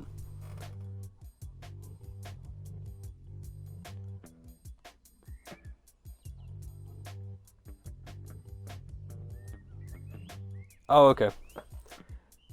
Alright, I'm gonna butcher the fuck out of this medical word, but so this one is a Small World holiday, which is the Christmas version of it that happens like October. Like it happens like November 1st, so it's like Christmas for 2 months. Woo! But yeah, so back on November 27th, 2009, the ride broke down while a guest with quadriplegia. Wow, I already heard that word before. Quadriplegia was on the ride. The guest was stuck in the ride's goodbye room, the final setting of It's a Small World holiday, for 30 to 40 minutes before being evacuated. As he suffered from medical conditions that were aggravated by the blaring Christmas carols and was unable to exit the ride. The guest sued Disney for its inadequate evacuation procedures for disabled guests, and for not providing the proper warning for those who cannot evacuate during a ride stoppage. On March 26, 2015, a jury awarded the man $8,000. Okay. I mean, honestly, at least... I mean, it took a while for him to get the money, though, but hey... I mean, well, he did sue Disney, though, so it probably went more money into actually hiring the lawyer and all that stuff. But hey, 8,000 though. Hey, fuck it. That money has Mickey on it, so hey, win-win, I guess. Okay, so this is the Jungle Cruise ride. So on August 22nd, 2021, a 66-year-old man, Joanne Aguilar, was visiting the park in a wheelchair. The wheelchair accessible boats for the Jungle Cruise were not available when she approached the ride with her daughters, but she was told she could not ride. She was told that she could still ride.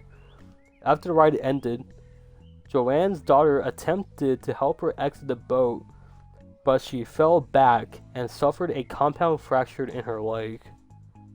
Aguilar later died on January 29th, 2022 from septic shock following an infection. Aguilar daughters filed a wrongful death lawsuit against the park. Jeez, okay. I never heard of that story, but that is fucked, honestly.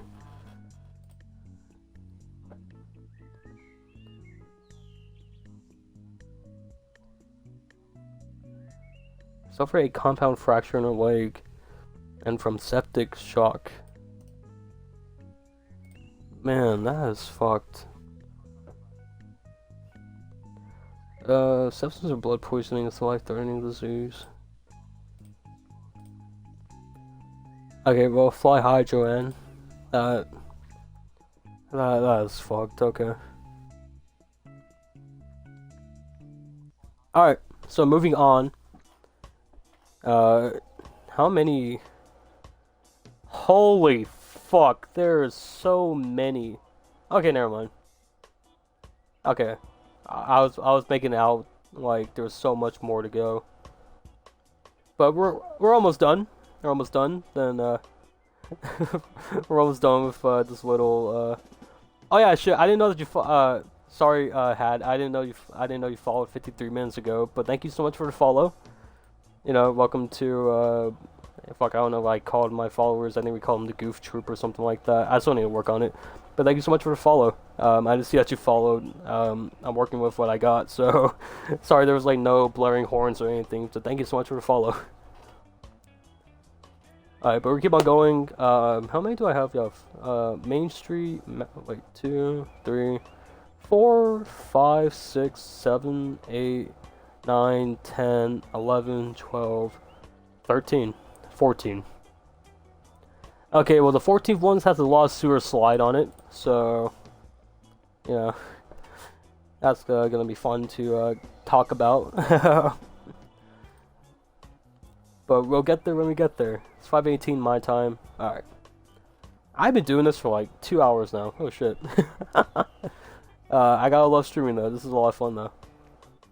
Okay, so for Main Street on April 16th, 1981. A woman who was in the park with her husband and 4 children at the time was standing in line to purchase popcorn at the park's hub at the end of Main Street near Sleeping Beauty's castle. When she collapsed and later died at Palm Harbor General Hospital in nearby Garden Grove, California. Was there a reason to why she collapsed? Okay. Alright, thank you so much for stopping by, Had. I don't know why I'm talking about Disney actions and stuff, but I'm just gonna keep on going so I can just post it over to YouTube. But thank you so much for stopping by. It's nice having you here, and hopefully you'll be able to make it to another stream. I won't be streaming this weekend, or Friday, Saturday, Sunday, but I will be back Monday. So maybe I'll do another one of this. Who knows? I have a lot of fun doing this actually, so yeah. I'll say thank you so much for stopping by the stream. I'll see you later. Alright. So, Matterhorn. Moving on to Matterhorn. In May 1964, a 15-year-old boy from Long Beach, California named Mark Maples was injured after he stood up in the Matterhorn bobsleds and fell out. It was reported that his restraint was undone by his ride companion, and he died 3 days later as a result of his injuries. This was Disneyland's first fatal incident. Damn. This was patient 0 right here. Oh shit. On January 3rd, 1984, a 48-year-old man from Fremont, California named Dolly Regine Young was decapitated when she was thrown from a Matterhorn bobsled car and then struck by the next oncoming bobsled. An investigation found out her seatbelt was not buckled. It is unclear whether the victim deliberately unfastened her seatbelt or the seatbelt had malfunction. I can't speak today. God damn it.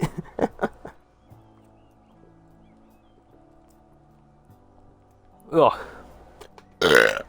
Excuse me about that. I'm drinking water right now because I've been talking for way too long. But I'm enjoying this though. I got a follower after this though, so I'm happy about that. Crank this up to 75 out of 80! Woo! Okay.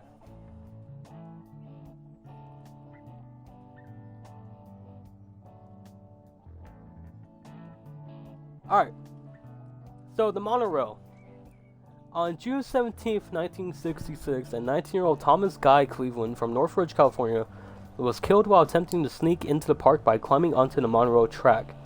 Ignoring a security officer's shouted warnings, he was struck by the train and dragged 30 to 40 feet down the track. Damn. If you guys don't know who... blah, blah. If you guys don't know, the monorail is like kind of like the bullet train looking type of things that goes around Disneyland Park. Nowadays you can't use them anymore because I think you could use them to a degree, but I haven't been able to really use them, and I haven't found a reason to really use them, if you know what I mean. But you can still see them moving time to time because you know, having like a locomotive kind of like that, or like anything with rails being in place one time really does the train bad. So they still keep it like running around the track, so you can still see it like day in, day out. It depends on how like long you like really look for them though, but you can still like hear them though when they come over, because like they're still kind of loud, but it's still pretty cool though. I found them like 1 or 2 times before, so yeah, it's pretty cool. Okay. So the people mover. You guys don't know what people mover was? It's pretty much a giant suspended thing where like you hop on, you can move around the park, I believe.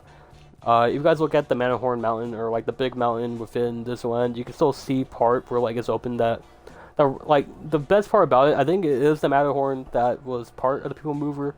You can go onto the people mover and go up to like through it, and you can look down and see like the Yeti on the Matterhorn and like see it like moving around. It's kind of cool.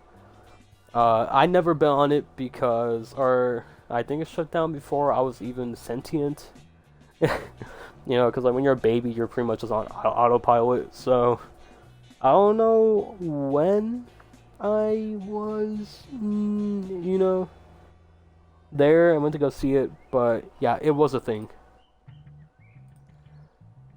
Okay, but so in August 1967, a 16-year-old boy from Hawthorne, California, named Ricky Lee Yama, was killed while jumping between two moving people mover cars.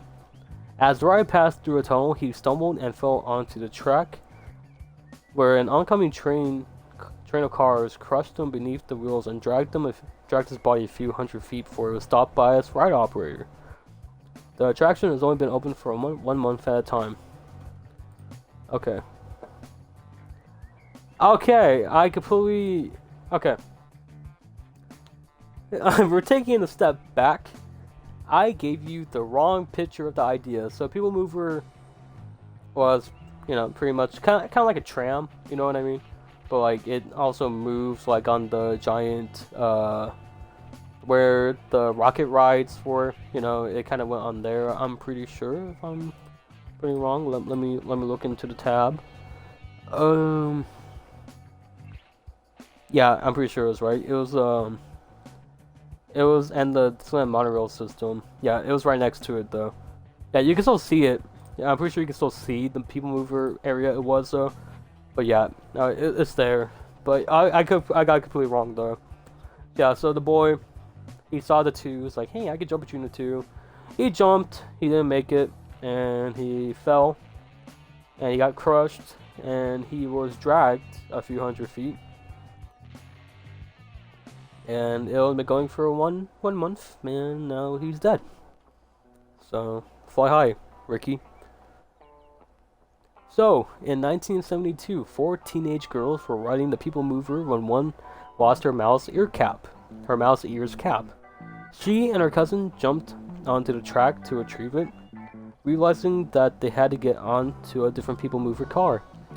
So the first girl successfully got into the car, while the second girl ran through a tunnel and out the exit. And then she fell into a guardrail and onto concrete, which was 3 feet below, or 9 meters below. She broke her arm, hip, and pelvis, and had to be placed in a body brace and have a pin inserted into her leg. She sued Disney for not providing any warnings about the exit. On June 7th, 1980, 18-year-old Gerardo Gonzalez was crushed and killed by the People Mover while jumping between cars. The accident occurred as the ride entered a super speed tunnel and was very similar to the accident that happened in 1967 when Ricky jumped and stumbled and fell under and got dragged.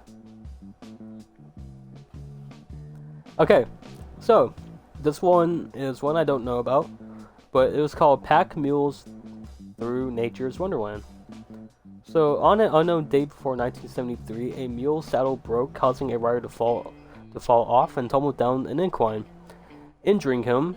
This resulted in an injury award of $142,000, the largest against Disneyland until that time, and the ride's permanent closure.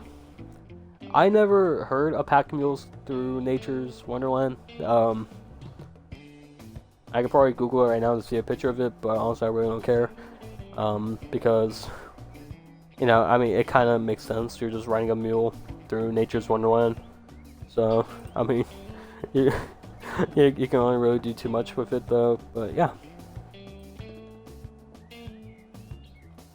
So, Rivers of America. So, on June 20th, 1973, a 18-year-old New York resident and his 10-year-old brother. Okay, I know this one. Okay. So I'm gonna restart it though. But on June 20th, 1973, an 18-year-old New York resident and his 10-year-old brother stayed on Tom Sawyer's Island past closing time by hiding in an area that is off limits to guests. When they wanted to leave the island, they tried to swim across the river, but the younger boy didn't know how to swim. The older boy attempted to carry his brother on his back and drowned halfway across the river. His body was found the next morning. The younger brother was able to stay afloat by dog paddling until a ride operator rescued him. Fly high. On June 4th, 1983, an 18-year-old man from Albuquerque, New Mexico drowned in the rivers of America while trying to pilot a rubber emergency boat from Tom Sawyer's Island, which he and a friend had stolen from a restricted area of the island during Disneyland's annual grad night. Both individuals were intoxicated, and at the time of the incident, the victim's mother sued Disneyland for allowing her inebriated son onto the premises and the travel agency that has arranged the trip for not properly supervising the teenagers. The lawsuits were unsuccessful. I never heard of this this incident featuring the 18-year-old man from Albuquerque, New Mexico. But yeah, that really gives you something to think about every time you go over the rivers of America. That, you know, two people died, you know, in that water. So before you go sticking your hand into that water, you gotta make sure. You might be taking a ghost with you. There's still one more. Article to talk about. Then there's 1, 2, 3, 4, 5, 6, 7, 8. There's only 8 more stuff to go. So let's go. But this one also is Rivers of America. So on January 21st, 2001, a 6-year-old girl lost 2/3 of her left index finger while playing with a toy rifle mounted on a turret in Fort Wilderness on Tom Sawyer's Island. Disney did not report this incident to OSHA, as serious injury accidents must only be reported if the incident occurred on a ride. The girl was rushed to a hospital, but doctors were unable to reattach her finger. OSHA stated that the incident did not fall under their review, as accidents and injuries that occur on playground equipment does not qualify for OSHA reporting. It was fucked. The girl lost her finger. Okay, well, shout out to Disney for that, I guess. Roger Rabbit's cartoon spin. Alright, I don't know why I said that 3 times. On September 22nd, 2000, a 4-year-old boy named Brandon Zucker, like Mark Zuckerberg, fell out of the ride vehicle on Roger Rabbit's cartoon spin, and was dragged underneath the car, causing serious internal injuries, cardiac arrest, and brain damage. On October 7th, 2000, Disneyland changed its emergency policy and began instructing ride operators to call 911 first, instead of the Disney Security Center, in order to speed emergency staff to any incident on the park property. Records showed that more than 5 minutes passed between the time the victim fell out of the ride vehicle and when the emergency personnel were contacted.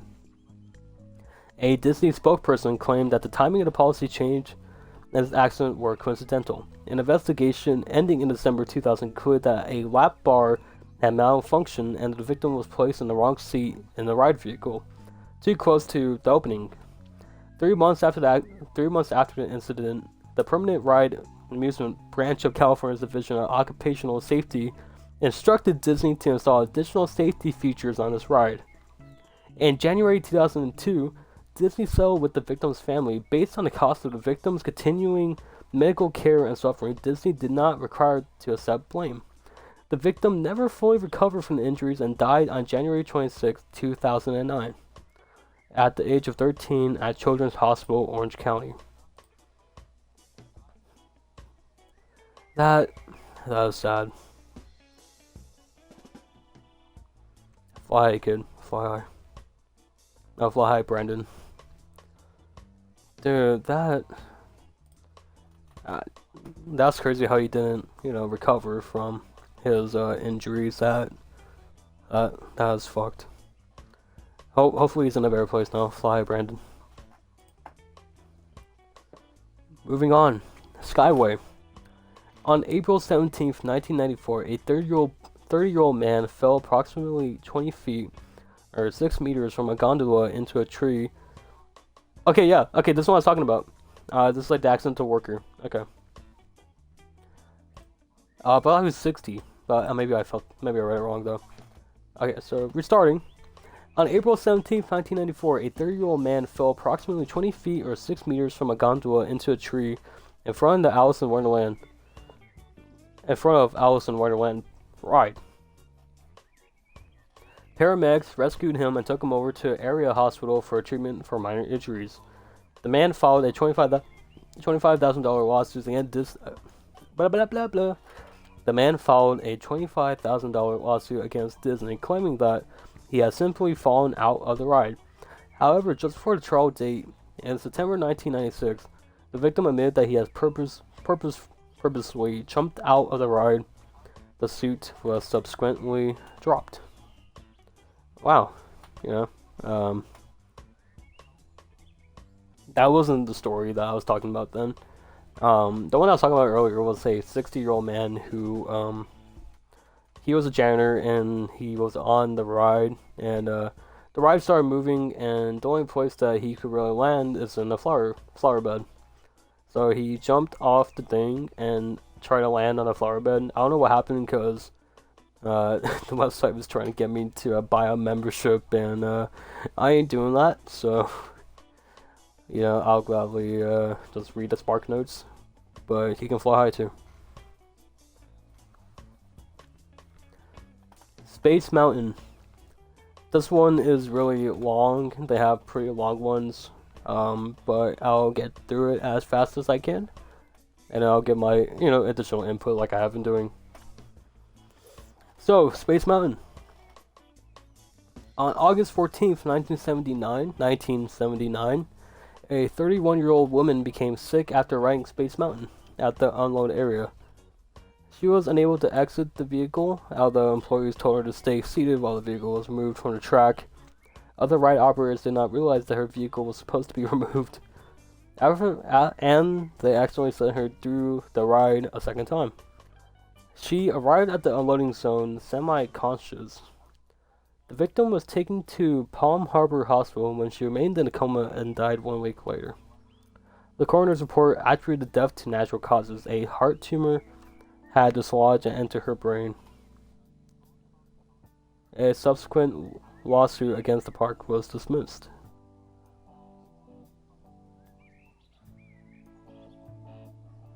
Okay. I don't know how that happened. Her heart tumor dislodged and entered her brain. If you're a doctor who made it this far, first off, what are you doing? You're too smart to be listening to my dumbass. And second of all, can you tell me how that could happen? If you're, if you want, you don't have to. I'm just kind of confused on how a heart tumor could dislodge and enter her brain. Probably through some tube or some shit, but even then, Like, you think a tumor would be kind of big, right? But I don't know. I'm glad to hear a medical professional talk about it. You know. So oh, there goes my dog. My dog's wondering too. She's like, what the fuck? But yeah. Let's say quiet. Yeah. So I'm still here. I haven't gone anywhere.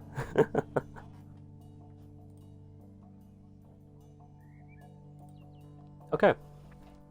So, in 1983, a 18-year-old man from Coors Hill, California, fell off Space Mountain. Okay, wait, hold on. In 1983, a 18-year-old man fell from Coors Hill, California, fell off Space Mountain, and was paralyzed from the waist down. On March 7th, a jury found Disneyland blameless. During the trial, the jury was taken to the park to ride Space Mountain, and several of the ride's cars were brought into courtroom to demonstrate their use. Whoa. Okay, so they got a free ride, a free trip to Disneyland just to find out that, hey, this ride may not be safe. I don't know if that's a win or a lose, but it's unfortunate to know that the man was paralyzed from the waist down after falling off Space Mountain. Shows the fact that, like, you know, I'm pretty sure Disney paid for them to go into the park to understand what happened to the man. But that's the first time I ever heard anything like that. Okay. So, on August 2nd, 2009, people suffered minor injuries, and the ride's safety control system caused the train to abruptly stop.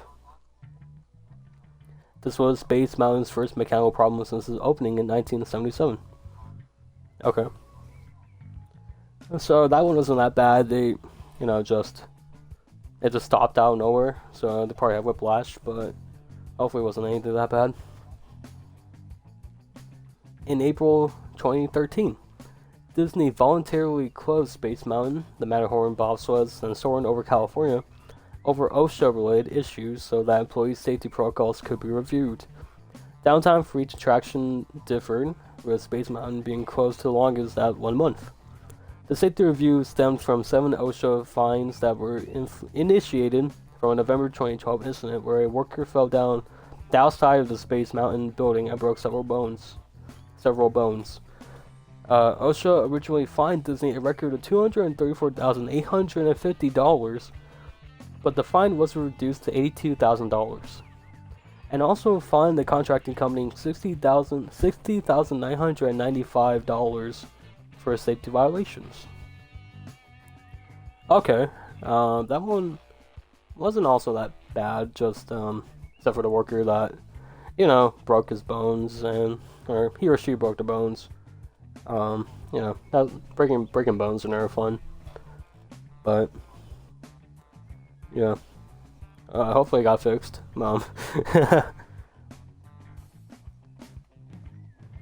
Okay, so on January 29th, 2019, a man in his 20s with cognitive disabilities used force to maneuver out of his lap bar restraint and climbed out of the moving train in the dark during a slower portion of the ride as the coaster was making its initial climb.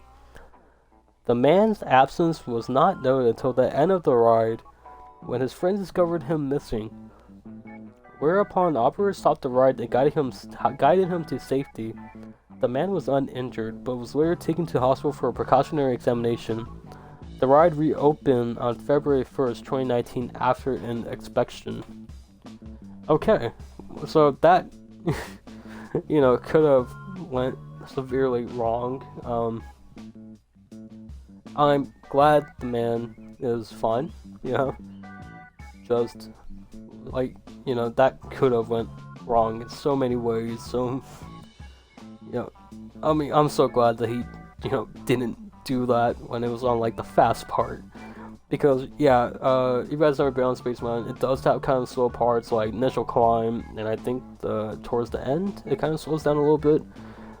But I'm really happy that he's safe. Holy shit.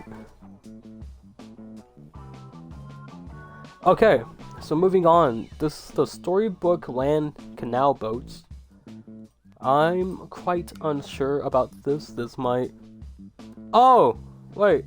This is the dark ride with, yeah, okay, never mind. I know this is. This one has Pinocchio on it. Okay, so you guys ever been to, like, the Fantasyland? And you see, like, that weird Moby Dick fucking thing? That's pretty much it. That's kind of like a story of Pinocchio. I don't know why they didn't call it Pinocchio, but I'm pretty sure it goes through different ones. I haven't been on it so long, personally. But, yeah, so that's what it's kind of about. So, what happened? On March 16th, 2005, a 4-year-old boy broke a finger and severed the tip of his thumb when his fingers were crushed between the boat and the dock while passengers were unloading. The ride was closed for nearly 2 days while state authorities investigated the accident. Authorities directed Disneyland to lower and repair the rubber bumpers along the dock's edge and make sure the ride operators inform passengers to keep their hands in the boat while it docks. Oh, okay. So, especially being 4 years old and breaking anything that, you know, it's not good. You know, breaking anything isn't good. But I don't know. I can only imagine the fear of that boy and the trauma that the kid's gonna have. Like, especially with, like, losing your finger. Like, oh, not really losing your finger, but, like, severing the tip of it. That, ugh. Hopefully that boy is doing well now. He was born in 2001, so he is older than me, so he's, like, 23 now, I think. 22, 23. So, I think he's 21, yeah. I don't know, I'm not good at math, but hopefully he's doing well. Yeah. I mean, hopefully he is still alive. I don't know. He probably could have died of septic shock or something. But, yeah. Moving on. On June... Okay, so this is the submarine voyage. I'm pretty sure this is the... What do I say? I think this is pretty much the, like, Nemo ride now at this point. I can probably just... Oh, wait, hold on. Okay. Yeah, okay, so you guys know where Nemo is. This is where, like, right next to, like, Autotopia and stuff like that. Like, you know, just, like, the giant river area. I don't know what happens there. I haven't been on that ride in so long because the first time I went on it, it looked so sketchy because, like, you had to, like, they pull up the submarine right next to you, and then you have to climb down into it, and you're pretty much, like, right next to the window. Like, there isn't any space to really... you know, hang out and, like, chill with, so you're kind of just, like, stuck right next to other people. And after a while, it gets kind of cramped, but, like, the visual isn't really that great, though. I'm pretty sure the story just, like, retells you finding Nemo, but now they added, like, the new guy, like, the orca, the narwhal, and all that stuff, and the octopus. So, I mean, I don't know, it's probably cool to go on, just, if you're an adult, it's kind of cramped, so... I highly won't recommend it, but you know, if you like tight spaces, then hey, fuck it, go for it. But yeah, we're gonna keep on trucking. So, submarine voyage. On June 11th, 1979, a woman claimed to suffer a back injury when one submarine rear-ended the other one. She was awarded almost $30,000. Wow, that one came pretty quick. Yeah. So, but yeah, that happened.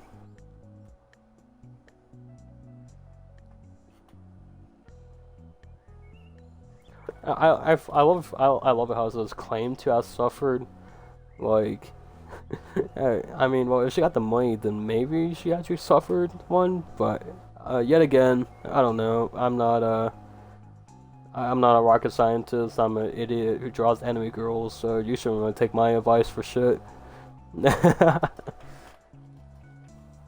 Alright, so, Mickey's Toontown.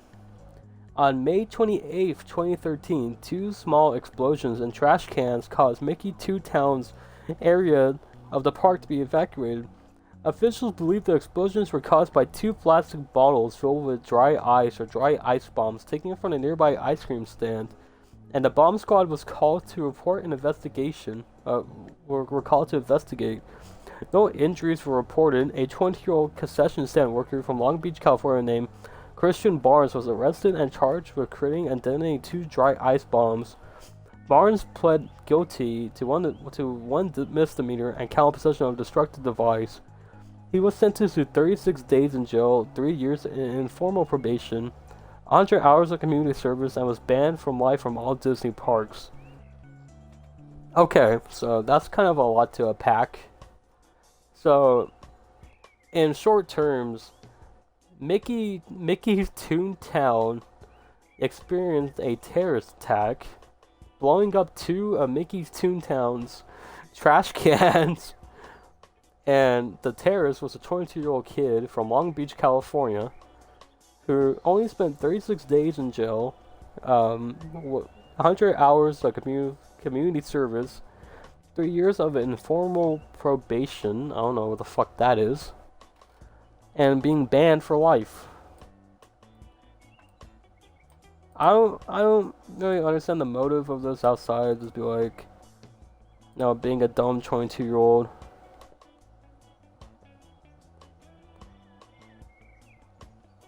Oh, okay. So informal probation means that you pretty much are on probation. You just don't have a officer to exactly call you up when call you at a certain time or they making sure you're home.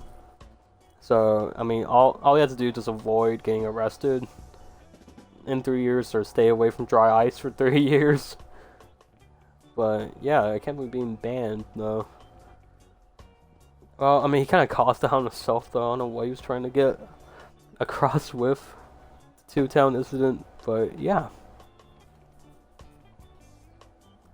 Alright, so we're moving on to costume characters. This is people who are behind the goofy mask and everything. So, in 1976, an unidentified woman sued the Disney Parks Corporation because she claimed that an employee dressed as one of the 3 little pigs at the It's a Small World attraction grabbed her and fondled her breast while shouting "Mommy, Mommy." She claimed to have gained 50 pounds, 23 kilograms, as a result of the incident and sued Disney for $150,000 in damages for assault and battery, false imprisonment, and humiliation. The plaintiff dropped charges after Disney lawyers presented her with a photo of the costume, which had only inoperable stub arms, a common feature among the shorter characters that was eliminated in the later years. How do I... Okay. So, the employee who was dressed up as one of the little pigs had that dog in him. And I'm assuming this woman had big breast. And he saw his chance, I guess, and said, "Mommy, Mommy." Just the one glaring issue that I have is that I'm not denying her word one bit, don't get me wrong. But how, I mean, the arms were inoperable. And I'm assuming, from what I'm thinking of, is like a little stub that was like probably like halfway to like a person's elbow. You know what I mean? If you put your arm out right now, like that's like the elbow, that's how long the arm is, I'm assuming. I'm not saying it's not a doubt, because like you can probably slip your arm out and like through the little neck area and then fondle her. Like it could have happened, don't get me wrong. But I don't understand the 50 pounds she gained because of this happening. I don't know. That is something, I guess. But yeah, moving on. In 1978, it was alleged that an employee In 1978, it was alleged that an employee playing as Winnie the Pooh slapped a 10-year-old girl named Debbie Lopez that caused bruising, recurring headaches, and possible brain damage. The worker testified that the child was tugging at his costume from behind. When he turned around, he accidentally struck the girl in the ear. At one point, the employee entered the courtroom after a recess wearing the Pooh costume and responded to the questions while on the witness stand as Pooh would, including dancing a jig. Appearing as Pooh showed the jury that the costume's arms were too low to the ground to slap a girl of the victim's height. The jury acquitted the worker after 21 minutes of deliberation. Okay. Well, at least the costume employee managed to prove that he's innocent.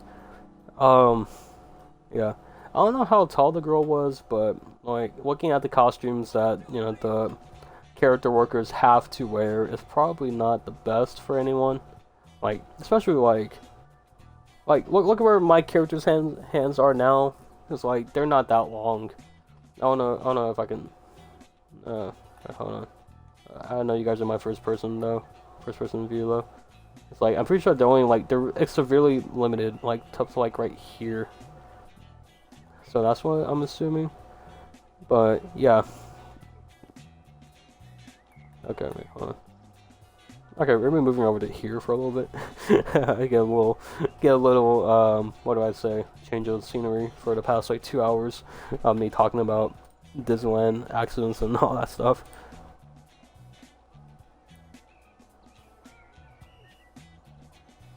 Okay, so moving on. In August 2012, an African-American family claimed a cast member who was playing as the White Rabbit refused to hug or interact with their 6-year-old son for racial reasons. Okay.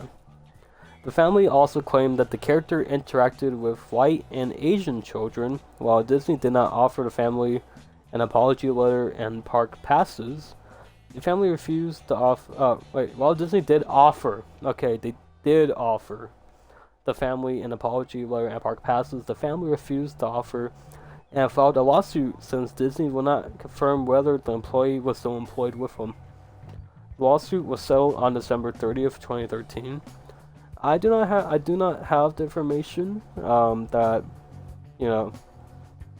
could have said that the employee still works for them, but I find that kind of scummy though, how you won't take a photo with a child. I don't I don't think that, I don't know. That's fucked up, just take a picture with the fucking kid, It isn't that deep, right? Everyone's at Disneyland to have fun. I don't know why the guy's an asshole and be like, oh, I don't want to. Hopefully you got fired. Hopefully you did. But the way Disney didn't specifically say, that kind of, it kind of makes me think that he wasn't fired, but who knows. Moving on. On July 31st, 2022, a similar incident occurred when a concerned father shared a video of children's recent visit to Disneyland with their grandmother. In the video, Rapunzel seemingly ignores the only black children in the crowd of guests. Ignores the only black child or black children in the crowd of guests. You want to be child? I mean, I don't know how. Oh, children's. Okay, I'm an idiot. The children run over to Rapunzel as soon as they spot her, and the grandmother tells them that they need to get in line. The children attendant can be heard clearly advising his grandmother that there are no line, they are just walk around. Still, the princess is taking photos with the other guests, so the children patiently wait at the side. Rapunzel then walks off, but continues to stop and visit the other children along the way. Roaming characters usually try to keep moving, especially if the crowd is starting to form, and after a while following her and the grandmother drawing attention to the children having been ignored. She appears to finally look at them at the end of the video.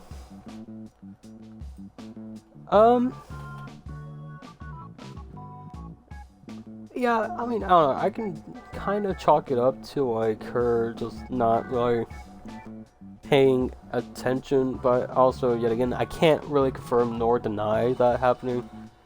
I haven't seen the video, But yeah, I'm definitely assuming that if it was a costume character, I could understand. But I know the Disney princesses don't really wear like a mask unless they're just like some fucking abomination of the Disney princesses and all that stuff.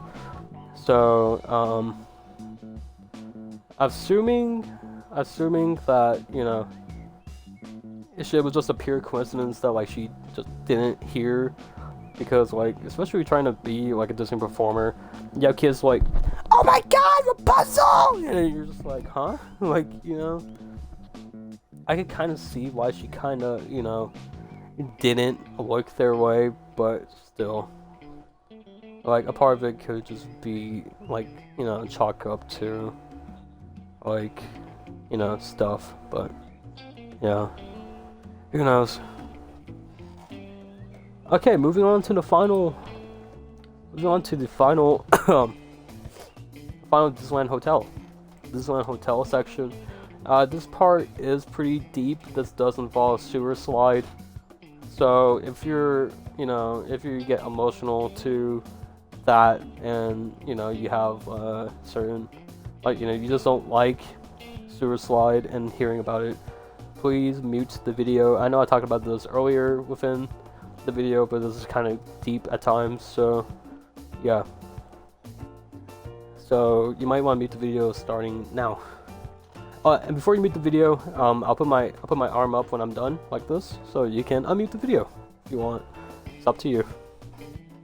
So starting now, mute the video. How? Do it now. Okay. So on I'm an idiot. On September 3rd, 1994, a 70-year-old man jumped to his death from the 9th floor balcony of the Disneyland Hotel. This was the first sewer slide known to be committed at Disneyland Resort. There isn't anything for me to really go on about, but fly higher, sir. On July 6, 1996, a 23-year-old man either jumped or fell to his death from the 14th floor of the Disneyland Hotel. He was not a hotel guest and had climbed over several balconies. I don't really know what to really say about this. He wasn't a guest nor like a crew member. Maybe he was trying to break into a hotel room. It's unfortunate he still fell to his death and died, and like, don't get me wrong, it's just that, like, I don't know, it's kind of weird how, you know, they mentioned that he wasn't a guest. I don't know. Moving on. On May 2nd, 2008, a 4-year-old man who jumped from the 14th story balcony from the wooden tower, okay, hold on, I read that clearly wrong. On May 2nd, 2008, a 4-year-old man jumped from the 14th story balcony of the Wonder Tower, which is now Frontier Town at the Disneyland Hotel, falling to his death in the parking lot.